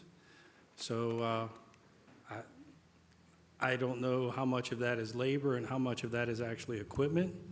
I know that if you bought the top-of-the-line Shure, which is a very top-of-the-line brand, you could get these microphones for about $600 a piece. And the batteries to replace them after a couple years only cost like $28 or $30 a piece. So $21,000 for all the microphones and then moving stuff into the other conference room. It just seems like somebody wasn't looking around to see if we could get a better deal, or, you know, maybe somebody's price gouging the city or something. Or maybe maybe we're just not seeing something, Cindy. So that's my question is, how did we get to $35,000 for all of this? Do you have a further breakdown of what each one is? I do. Thanks, Cindy. The wireless microphones, they're a 12-inch gooseneck. They are $614.46 a piece. The omnidirectional tabletop microphone, there's 4 of those for $522.69. There's a wireless access point for up to 8 microphones. That alone is $4,000. The batteries are $53 a piece, $53.20, and there's 16 of those. They'll come with a battery, but they suggested that we go ahead and purchase the backup batteries so that we don't have the problems that we've got right now. The charger bases are $860.51 a piece, and that's 2 of those. The labor cost, installation, programming, and training is $870. And then there was a subtotal was $21,419.20. So it's just a conglomeration of different costs. Like, The most of the miscellaneous cost, AV yeah. parts, USB and patch cables are $80 a piece for total, all of it. And once we upgrade those access points, we'll be able to continue to add more microphones if we need to, Yes. correct? Yeah, we Because can that's go part up of the to- problem is Yeah, that doesn't work with. the wireless access points, it's for up to 8, so I can go up 4 more to 16 without having to add any more access points or anything. The numbers are rising for our meetings and stuff, the number of attendees and stuff, and we want to make sure that we have enough microphones to go around. We started out with these, I think, with 5, and we're down to 2. The omnidirectional, this is something that Drew asked if we could add. We could put it, like if we had a box and we had multiple people sitting at a table, we could set it in the middle and it would pick up all of the conversations. That's why we've added the 4 omnidirectional ones. Sandy, how long have we had these microphones? I'm sorry? How long have we had these microphones, this video, audio These equipment? these were the original microphones from, do you remember? It was before my time. It's before Cindy. So, I'm not for sure, over 9 years that we've had. And they're no longer supported by our PIT technology. And they couldn't get parts or anything like that for them. And then I'll also just add that the reason we're getting more mics than what we generally had is we have a lot of other meetings and events in this room other than just council meetings. So we have a lot of other organizations that we host. We have, occasionally we'll host the joint meeting with the school, and we have all kinds of different groups in this one room. So the ability to have multiple mics is very beneficial for that type of setting. Because right now, we take one mic and have to pass it all the way around the tables, and it's not professional, and it's just not ideal, so. Also, there's of course, a supply chain issue. This was not the most expensive microphones that they priced us. We could have gotten different ones that were much more. So it sounds like most of the expense beyond what Ms. Shand was talking about is mainly the access point and the infrastructure that we need to run the mics afterwards. Right, the 2 access points And the were chargers and the- $8,232. The total for the microphones was $7,373.52. And the omnidirectional tabletop microphones were $2,090.76. Now, will this be the full solution? Because we added the cameras and other things a while back, and then it was like, well, now this is a problem and we have to replace this. Is there going to be anything else that we're going to need to look at replacing in the next couple years? The only other thing that we might have to replace would be, I think, Projectors? the screen possibly. Okay. Or something like that, but right now, everything seems to be working well. Oh, We did have you trouble, just said it. no, knock on wood. We did have some trouble with streaming, but we've got that figured out. They've made some adjustments and got everything, I think, lined out for now. Cool. Any questions about anything else, the other bid for the conference room? Nope, don't think so. Okay. All right, Thank leave you. the public hearings open.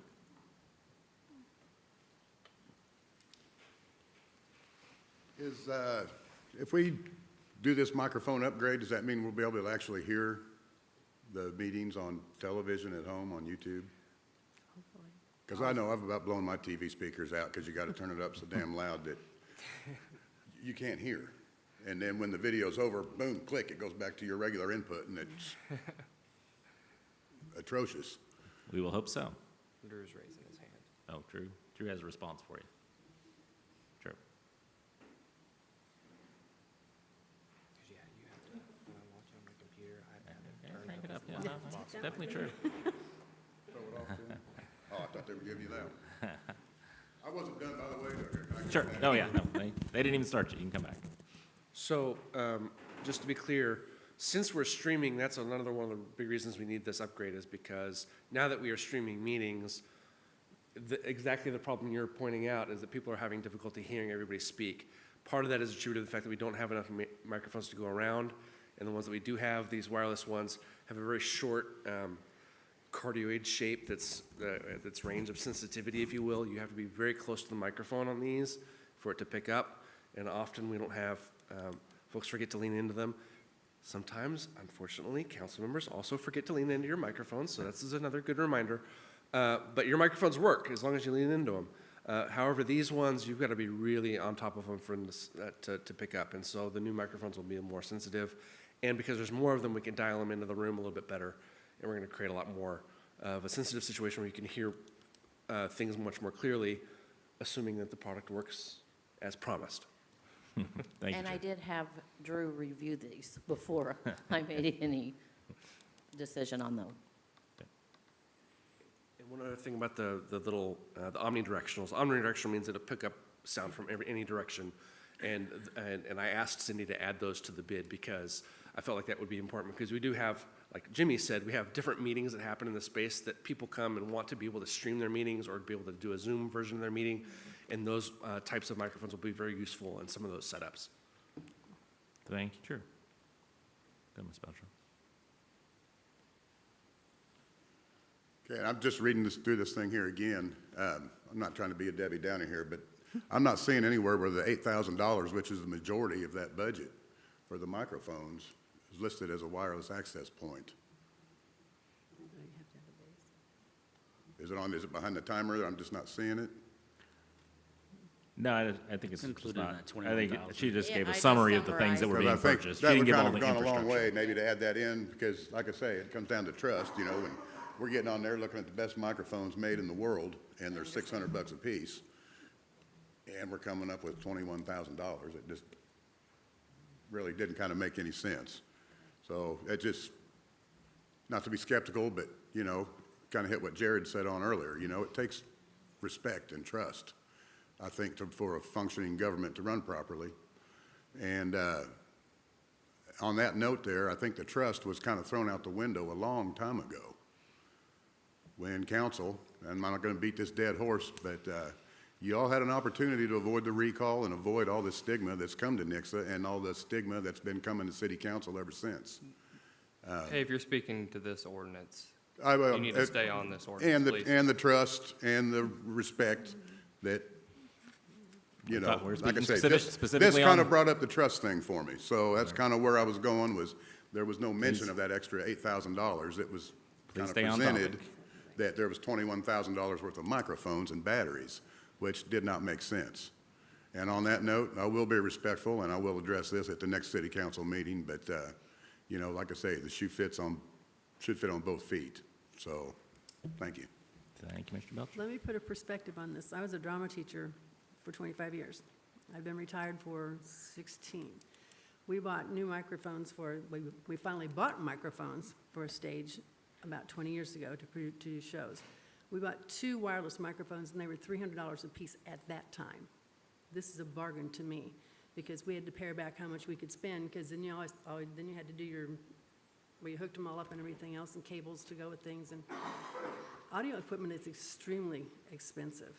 And just looking at what we have here and how old this equipment is, I'm surprised some of this even lasted this long, to be honest, because microphones are extremely sensitive. It just takes somebody bumping one or dropping one, and you break something in it, and it doesn't work again. So it seemed like a lot to me, too. But then I started looking at what we're putting into it and what we're going to get out of it, and this is a pretty reasonable offer, I think, for what we can get out of it. All right, we will leave the public hearing open. If anyone else would like to speak?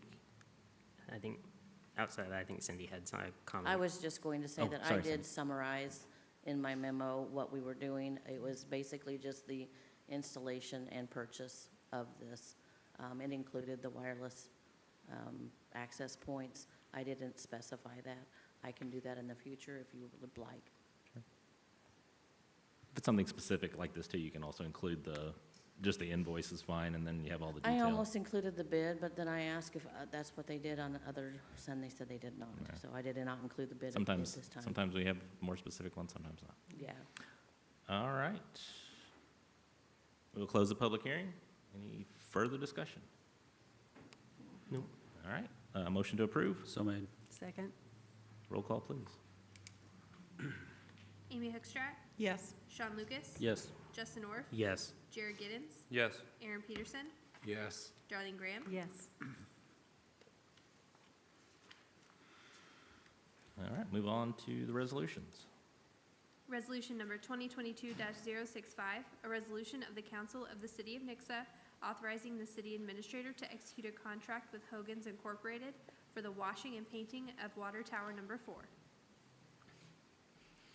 All right, Mayor and Council, following the adoption of the strategic plan, staff worked to develop a tower maintenance, inspection, and cleaning and recoating program and schedule. Identified as a 2022 tower that needed to be recoated was Tower Number 4. Tower Number 4 is located on East 14 directly west of the entrance to Tiffany Highlands and 14 Park Place. This tower was originally constructed in 1999 and is currently wearing its original coat of paint. During a 2020 inspection, it was identified that this tower was in need of a recoating both inside and outside. So for this project, we did bid out a repainting of the inside and outside of the water tower. We did receive six bids for the project, ranging in price from $63,350 to $350,000 to $134,000. Hogan's Incorporated was the low bidder on the project at $63,350. Hogan's has done a multitude of work within the city of Nixa before with great success. They are currently the company that is making the repairs to Tower Number 1, the infill tube that was approved earlier this year. They are currently on site. He has indicated that his schedule would allow him and afford him the ability to keep that crew in town and immediately move from the Tower 1 improvement project over to Tower Number 4, which is great news for staff, and we are very excited about that. So this resolution is presented to you for approval with the allotment of $63,350 for Hogan's Incorporated to paint Tower Number 4 on East 14. Any questions? Thank you very much. Thank you. And we'll open up the public hearing. Close the public hearing. Any further discussion? This kind of does, well, this will tie into the next thing, because that's one reason we need to make the branding decisions, is because we need to paint something on the water tower. Somebody gave me a very good idea today that we should do something simple, like just put like "Welcome to Nixa" on one side and "Thank you for visiting Nixa" on the other side. Make it simple. But again, that goes against the strategic plan, so we should probably try to follow. Yeah, always tough to balance smart ideas with things that are already planned, right? No other discussion except a motion to approve. So made. Second. All in favor? Aye. Opposed? Thank you. Now we'll return to our previous ordinance, a resolution. Return resolution number 2022-061, a resolution of the Council of the City of Nixa retiring the current city seal and adopting in lieu thereof a new city seal. Thank you to Nick for working through the historic first veto under the Home Rule Charter for the City of Nixa.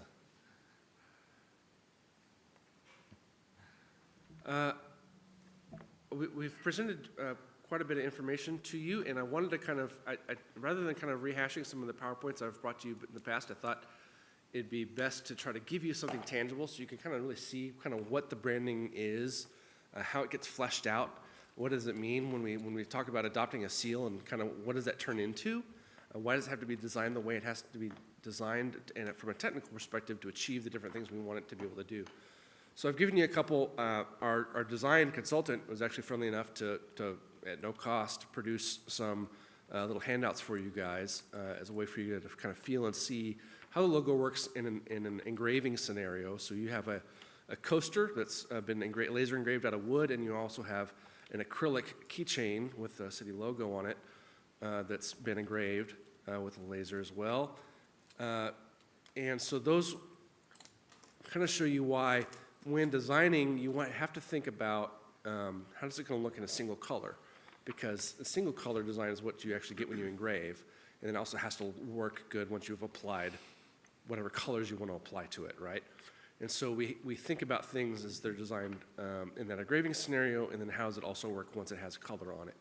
So that's one of the things I want to show you. And also I've provided you with a copy of, each of you with a draft copy of our brand standards.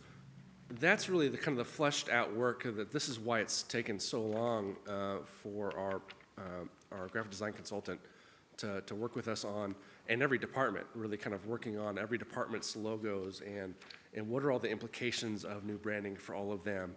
And he's worked up all this, and there's over 90 different design pieces, different files that he's had to create from scratch to kind of help us flesh out what a new brand would look like based off of the seal that was adopted prior at the previous meeting and then vetoed.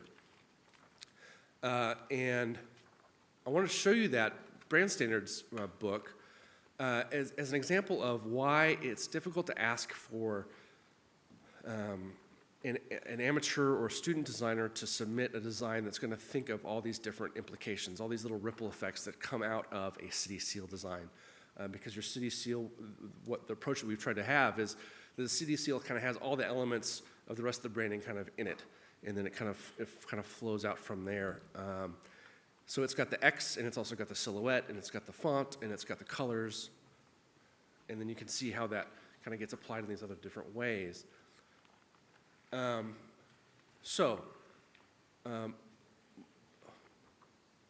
Please note that while soliciting design proposals for a flag from the community, I think that would be a relatively easy lift. It's relatively easy for our graphic designer to take a design that's sketched on a napkin or even by Crayola by a student to then kind of reinterpret that into the right graphic design software and create a technical file that meets all the technical specifications correctly for the flag once you guys select a flag design that might be submitted by the public. However, when we're talking about the city seal, it's a much more complex lift.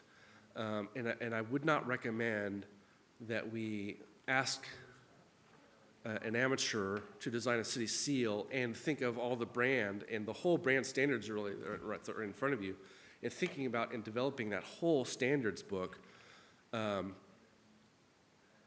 I think it's just too difficult for an amateur to submit for free. Mr. Lawson?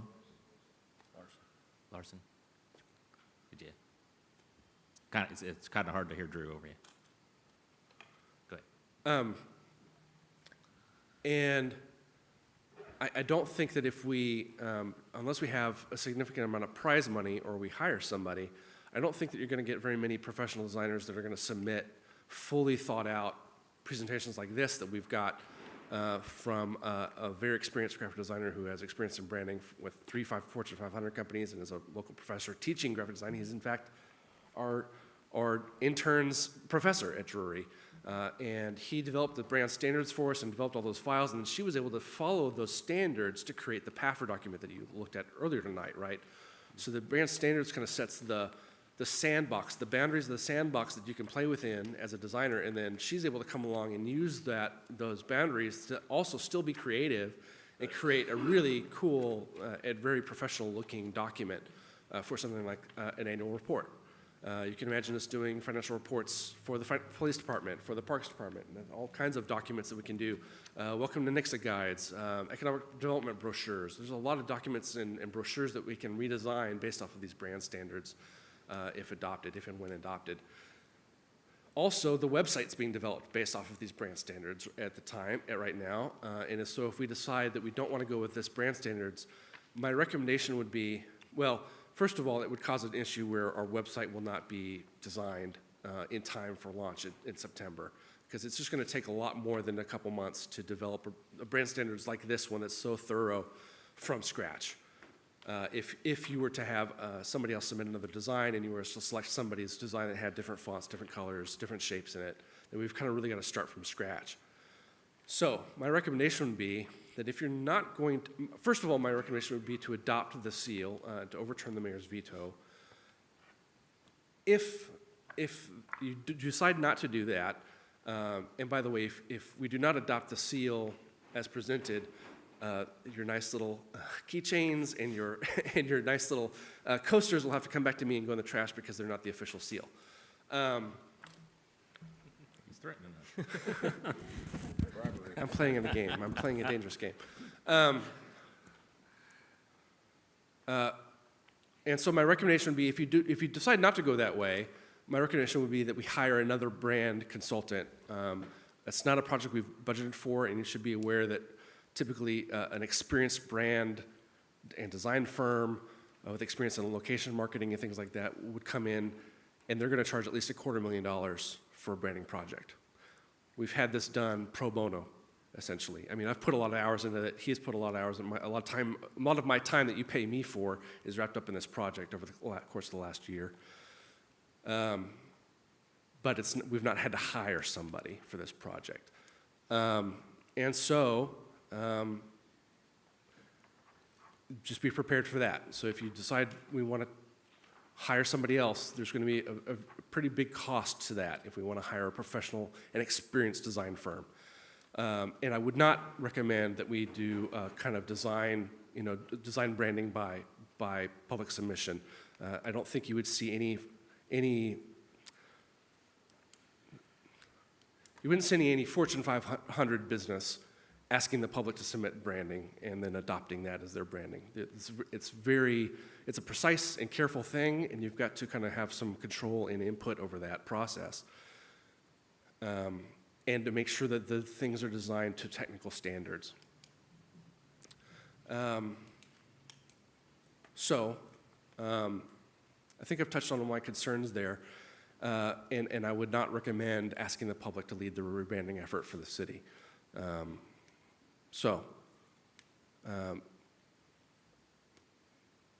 Any questions? And scroll down, please, Macy, and there's the seal at the bottom of this that is proposed, again, for your consideration.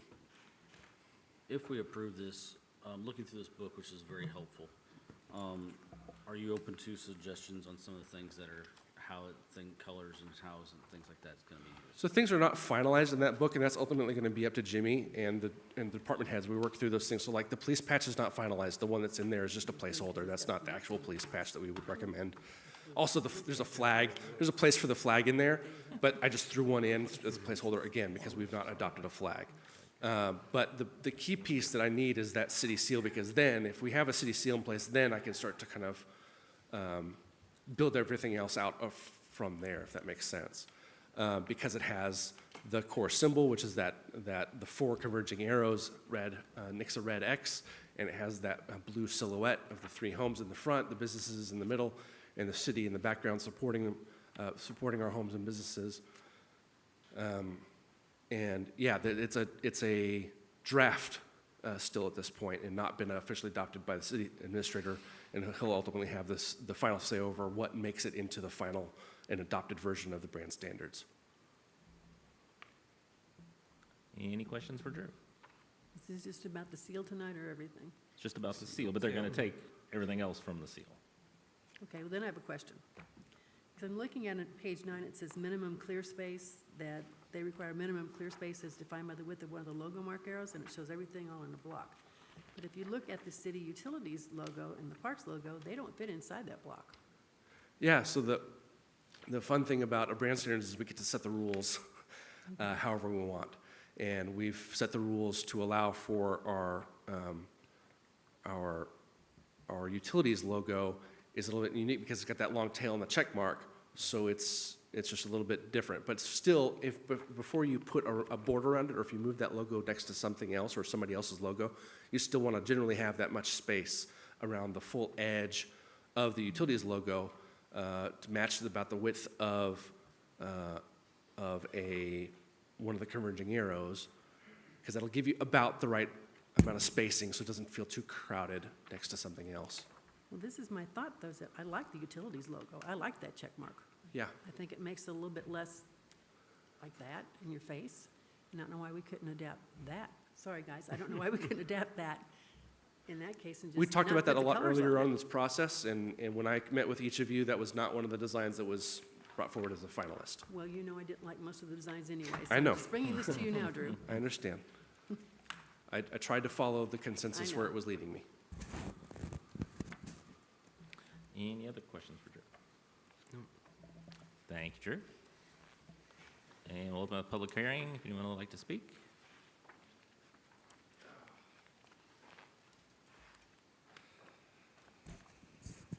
Gonna get this directional microphone so it picks me up really well. My name's Sorry, Ron Sanders. You'll get the same microphone, so do we. Yeah. We're not replacing these. Right. But I can go like this and it still works and everything. At the last meeting, during this phase, I saw a whole bunch of humdrum, a whole bunch of, well, maybe we should do it, a whole bunch of very disinterested city council members trying to decide whether to say yes or no. There was no joy, there was no excitement, there was no interest in this. And I was trying to think of the word, and you know, if you close your eyes, and everybody here is old enough to see what I'm saying, if you close your eyes and you hear the word generic, what's the first thing that comes to your mind? A white package with black letters that say generic beer or generic milk. I'm sorry, but that's the first thing that comes to mind whenever I look at this. And a lot of the branding that's come up has been, you know, pretty much generic. Now, we're talking about technocrats, and that's one of the things that kind of bother me. You know, we got to listen to the technocrats. We got to listen to the professionals. And I'm thinking back a couple of Super Bowls ago where a whole bunch of amateurs debuted their commercials for Doritos. They made the commercials in their house, in their backyard, with their dog and their kids, and they got a place at the table during one of the highest paid commercial rates in the world. And I would just strongly disagree that we could not find the artistic abilities amongst ourselves or amongst the surrounding communities to come up with some really awesome ideas that may lead us to something that everybody would jump for joy at, everybody would be chomping at the bit to vote for, which I didn't see at the last meeting, and it really disappointed me, and I'm very glad that it was vetoed. Because the last thing that I ever want to see is an ordinance passed with a bunch of humdrum, I really don't feel like doing this, but I'm going to do it anyways type feelings, because that's not how we should do things. We should take ownership, and we should be, you know, like, this is what I want, or this is what I don't want, and I strongly agree or I strongly disagree. And if you're on the fence, table it until it becomes better. Table it until better ideas come along. Because our city deserves better. It deserves a good idea. And honestly, what we have right now is pretty awesome. Maybe some people haven't shown very much interest in it, but has anybody tried to sell any Nixa flags? As far as I'm concerned, I've never seen anybody out there saying, hey, you want to buy one of these nice Nixa flags? And, you know, same with the city seal and all of the other things. But if there were some T-shirts available, you might get some people to buy them. I don't know, but I'm not a professional either. I'm just this here, and definitely the police badge, the police shield. That I was very put off by those. And the last idea that I had was, if these things are going to be changing over the next, 5 or 10 years, why do we have to come up with all of them at once? Like right now, I saw the high pressure sales techniques with Drew coming up here. He's selling y'all hard. We only got a couple months to do this. We got to get it done. The technocrats are the only ones that can do it. Look at that book. This is how you do it. People have been drawing and making things forever. And I'm pretty sure that we can go beyond, you know, a college professor and another person and a book to find great ideas. I really do think that it can happen, but it may not happen in the next month or two. Y'all have a hard choice. Thank you, Mr. Sanders. And we'll leave open the public hearing.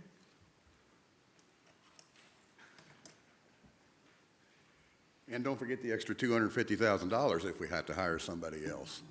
I brought this up last meeting, and Jared, you weren't here, but it did tie in exactly. I believe I used the exact same words as people with the strategic planning, commercial development. You've had 2 people back out because of what's going on in the city. Again, that was basically word for word what I said, was when somebody's looking to move to this town, whether it's a business or a person, they're going to do their research. They're not going to look at the flag and say, oh, yep, that's where I'm sending my kids to school. That's an inanimate object. People are going to look at the way the government is run. They're going to look at the tax rates. They're going to look at the schools. I don't understand the whole necessity of this whole Brandon thing anyway. I mean, it's ugly. I mean, it's flat ugly. And do we, like you say, the technocrats or whatever the term was, do we need that? Do we not have our own capable artistic people throughout the community? No, I'm not saying get a kindergartner to go draw a flag, but for crying out loud, Betsy Ross made a flag. She didn't have a technocrat. And that flag's been around for how many years? You know, we don't have to reinvent the wheel. I mean, if you want to attract business, I don't think your flag is the way to do it. I don't think new stickers on the side of trucks are going to do it. I think action is what it's going to take to get it done. Restore that faith in some of these contractors that would possibly, developers, I'm sorry, would possibly want to, you know, partner with the city on something like that. I don't know, I think it's ridiculous to try to sell so hard that, you know, if we get this flag, we're really going to get them developers back and we're going to excel. I mean, I can't even tell if that's a black or a brown. I don't know if that's the screen or what. Is that, you got a better copy? I think it's blue. It's blue. It's blue? It's all blue. Yeah. The seal? Mm-hmm. It's all blue? Well, Maybe we minus do the need a red. new projector. It is blue. It's pretty dark. That ring around that seal is blue. Yes. Correct. I can see the blue on the clock ticking down crystal clear. Why am I not seeing that as blue? Maybe we need to get a new projector. Have you got it in book? Yep. Yeah. That's, Because that looks like, It's called an innovative blue. it looks brown. It's very dark blue. Secondary innovative blue. there you go. Okay. Well, that might be part of the complications and the problems right there to begin with is, you know, what happened to blue? Again, we don't need to reinvent the wheel. I don't understand, you know, potentially if we're going to be pushing 250 grand to somebody else to come up with our brand, I would think our brand would be best named and noted from someone local, someone that lives here, someone that's got a feel for it, you know. Gather a few together, hit the kids, hit some older people, hit some senior citizens, collect the whole pool, get some samples from everybody. And then you got kind of something to go for, and, you know, we're not dumping 250 grand, and, you know, hey, draw us a flag, what do you think? Would you like to maybe be a part of rebranding us, if indeed we need rebranded? I don't know, you know, Mr. Sanders hit it right. It had the appearance of a very hard sale, very nervous, very, you know, it just, I don't know, it just kind of leaves me an uneasy feeling, and I think you all kind of had the same feeling when you vetoed it at the last meeting. So I'd say let's just take our time and drop back and punt, and like I say, get some input from, the community, not some brand company that gets paid a minimum of $250,000 to say, hey, you know what? We need to follow the rules in this book to make your flag. Well, sorry, chief, you don't know anything about us. You're not here. You don't know. And I think it's preposterous that we would even consider doing something like that. So that's just my thoughts on that, and that is not blue. Justin will now tell us that our current flag was Yeah. written by somebody in Maryland, I I think it was believe, or- Maryland, yeah. I think it was Maryland. It was submitted by So, somebody from yeah, I Maryland. was gonna say that our current seal and flag was, I think, designed by someone in Maryland. And in this way, we at least have someone from Drury, which is a little bit more local. We've also discussed actually bringing the flag out to the community to have their input on the flag. And so this is just focused on the how the branding of the city is gonna look, not necessarily how the flag is gonna look. I think part of the branding process too is to try to get us to have a cohesive symbol of something. Although we're going to the parks are going to keep theirs, the city utilities will keep theirs, but for everything else to have it to where it's a uniform thing. I like this seal we have already.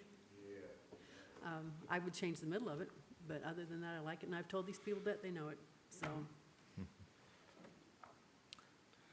We'll still leave the public hearing open if anyone else would like to speak to this. I know it's not done, but, yeah, And we'll close the public hearing. yeah, I know. As I put in the memo, it was a very specific reason why I went with the veto, because I didn't like the idea that the majority of council would not vote yes on this. I think if majority of you vote yes on it, that's great, we'll move forward with this. But, with Mr. Giddens not being present, and it only being a 3-2 vote, I didn't like the concept of that. And so, like I said, I understand Drew and Drew had put a lot of time and effort into this, and I think these things these look great. I love these. I think these are, can we always do it in one color? It looks much better, I think. But yes, I think, these things I think all give us a much better impression of what it will look like, the branding book and the items that you produced. So I think all of these will give a much better impression of how everything else will look. But like I said, the veto was just for the technical reason the majority of you didn't vote for it. I thought the city seal should be voted, the council seal should be voted on, should have a majority of votes of members of the council before it's utilized, right? So I think Drew's spent a lot of time, like I said, spent a lot of time. I think these things here helped really bring it to life a little bit better, makes it a little bit more understanding of what it looks like and what it's gonna look like versus just a sheet of paper scrolling through 37 different versions of the same thing, basically. So I think this definitely helps. It's not horrible by any means. Whereas before I was totally against it. But I think that seeing it come to life a little bit better helps me embrace the vision a little more. So since I wasn't here at the last meeting, I'll kind of touch base on what I like. The top part, the cityscape with the houses and then the businesses and then City Hall behind, I like what that shows, that City Hall is behind its members, its businesses. I think it does tell a story.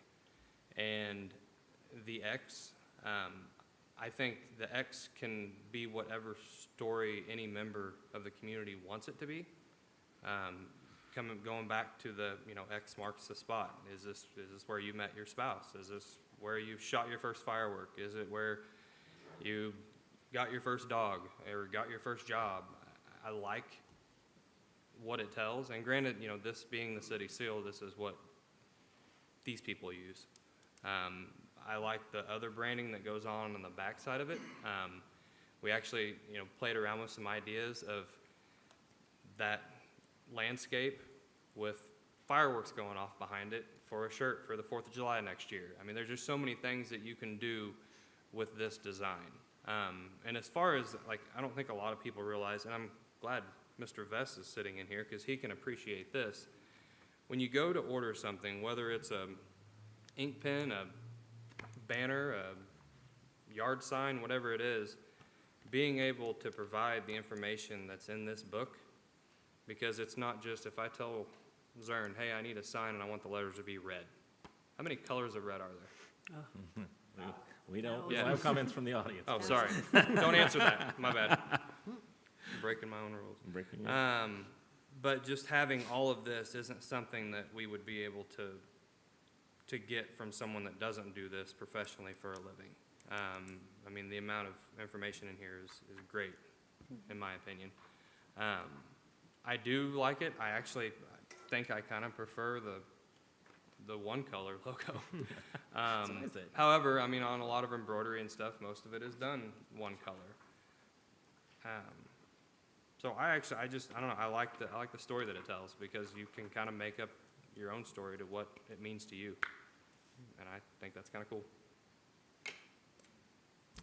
So are you saying you would have voted for it at the last meeting? Yeah. Yeah. Of course you would. Thanks, Mayor Steele. Well, there you go. It's all right. We can discuss it for another 5 minutes. Anything else? All right, we'll I don't know, have a motion to override the veto. Well, I would just ask that we make a motion to approve and we do a roll call vote on that, just so it's clear on what the final outcome would be. Sure. That would be my recommendation. Okay, I'll make the motion. motion to Motion approve. to approve. I'll second. Roll call, please. Sean Lucas, Yes. Justin Orff, Yes. Jared Giddens, Yes. Aaron Peterson, Yes. Darlene Graham, Nope. Amy Hookstrat. Yes. All right, thank you all very much. All right, and then we'll move on to our discussion items, the Jericho Street Speed Limit Study.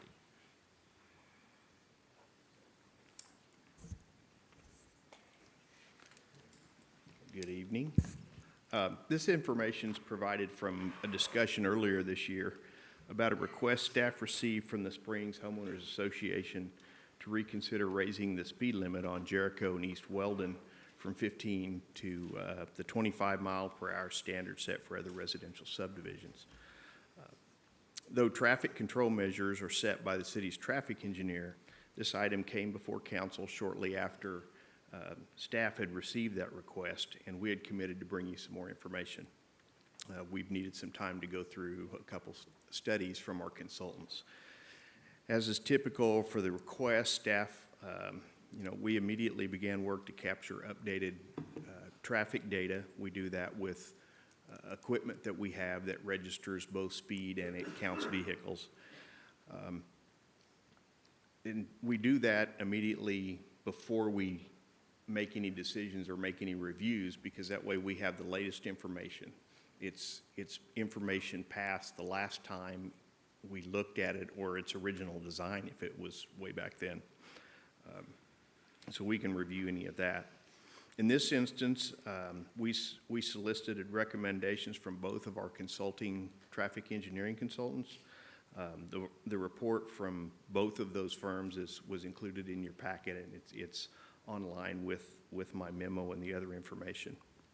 The first consultant reviewed basically just the speed based on those the current data, and that was the only thing that we asked them to do. They utilized the standard 50th and 85th percentiles to look at the speed, where they look at those percentiles based on the amount of information or the different speeds that were taken, and we did those over a 24-hour period. And they recommended a 25-mile-an-hour speed. The second was a complete traffic control study that included recommendations for speed limits and other control measures, such as crosswalks, stop signs, and et cetera, for that stretch of roadway.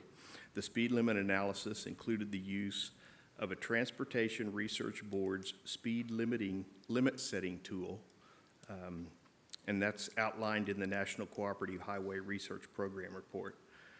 I skipped all the acronyms for that, by the way, because I couldn't pronounce them. The tool builds upon the previous knowledge of the 85th percentile method, but it also includes characteristics such as sight distances for curves in the roadway, elevation changes, as well as average and peak traffic volumes. So in other words, you'll have certain hours of the day that are peaks, and then you'll have the average for everything plus a total hour count. and then, of course, crash data. That report also recommended a 25-mile-an-hour speed limit. It represents that 85th percentile, and they also gave a lot of detail about the curves that are in that road to show the sight distances and those types of things. It was a very thorough report. Probably one of the, I think in the future we'll look at these in more detail because it provides a lot more information than just a standard 85th or 50th percentile. They also went through and checked all the recommendations for any all-way stops at intersections, crosswalks, those types of things that also some will tend to slow traffic down, but actually that's not what they're meant for. So in all of those cases, there were no minimum thresholds hit as far as the amount of traffic volumes that came through, and as well as the speed. And so there were no recommendations to make any changes in that. Internally, we've discussed the reports a number of times, and our recommendations concur with the outcome of both of the reports, that we raise the speed limit to 25 miles an hour. But we wanted to bring this to you ahead of time, just in case there were other discussions or other thoughts that you may have or things that you have heard that you wanted staff to address. So I'm here for any other questions you might have.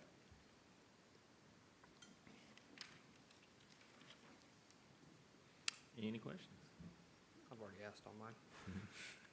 Mr. Vogel will be sad, but this is why we have experts to analyze traffic instead of city council making traffic speed recommendations. I asked Justin this one because he's kind of an expert in that, but I'll put it out there as well. Maybe somebody can listen to it. So if the speed limit is currently 15, I was kind of going through some of those studies, and it showed that the average speed was 26 miles an hour of the people driving on that road. If we increase the speed limit to 25 miles an hour, will that also encourage drivers to increase their speed over the 25 miles an hour? That's a definite possibility. Now, I'm going to say that for one or a few, not for all. Sure. So what the 85th percentile, what that means is that makes an assumption that most of the people will drive within a reasonable, comfortable speed most of the time.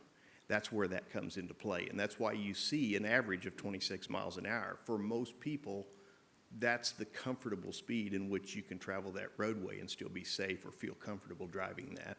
So that's, in theory, that's what that goes back to. But yes, will some people push that boundary? Absolutely. That's what enforcement's for. And on that road, if you're going 26, that just means you're not riding your brakes the whole time. Because, I mean, it is hard to go 15. Yeah. That's how I get to my house. Well, and people are used to going 25 In a on neighborhood, yeah. residential roads. So I think, most people that are going 25 or 26 are probably just going to keep doing that because that's what they're used to doing, and that's what they know to be the limit everywhere on residential roads. Yeah, 15 is really slow. Agreed. Yeah, really slow. Thank you, Doug. Thank you. All right, that's the last thing on our agenda for this evening. Anything else from staff? Oh, do we not have, I guess that's next one. I had something else on my list. Huh? No, go ahead. Huh? Anything else from staff? I was hoping to have an announcement about public hearings for the RDE purchase, and the Public Service Commission is going to do those. However, they've not finalized anything yet. Currently, the proposed evening to do that will be the 26th, and then we'll do the Tuscany Hills on the 28th, but don't put that in stone or write it in ink yet because we haven't received that final order, but that's what we're shooting for. And that's July 25th? Yes, sir. Or 26th, okay. Not today. Right, and just to clarify. We're staying here. It's not August, it's We're not staying We're September. just moving along, right? Yeah, no, very good. Anything else? Anything else from council? I don't think I had anything else. All right. Did we get the noise complaint kind of addressed? I know we talked about it the other day. Has that been finalized? Over there at Forest Heights, we had some complaints about construction starting early, and I know we'd addressed it a little bit. Cindy was working on that, I think. Mr. Lucas? Cindy, I know I talked to Jimmy about it. I just wanted to see where we were at with that, sorry. Nate Hartzell has visited with the contractor on 2 occasions. He spoke directly with Mr. Bussell on the Thursday prior to getting your email. And he visited with him, explained the situation, and it was mainly subcontractors that are causing the noise. We went back and visited with him again and explained to him that we would prefer to work with them rather than ticket them. He was going to speak with his subcontractors again. He did call back and ask what was allowed and what was not allowed. Dump trucks, blasting, and I think bulldozers were the main ones that were not allowed before 7 a.m. Mr. Peterson said that he had not heard any noise over there in a while. Yeah, we get So- out and walk the neighborhood about 5:30 in the morning, and I had heard previously, but haven't heard any lately. So we have visited with Mr. Bussell twice, and we're trying to work with that. Thank you. You're welcome.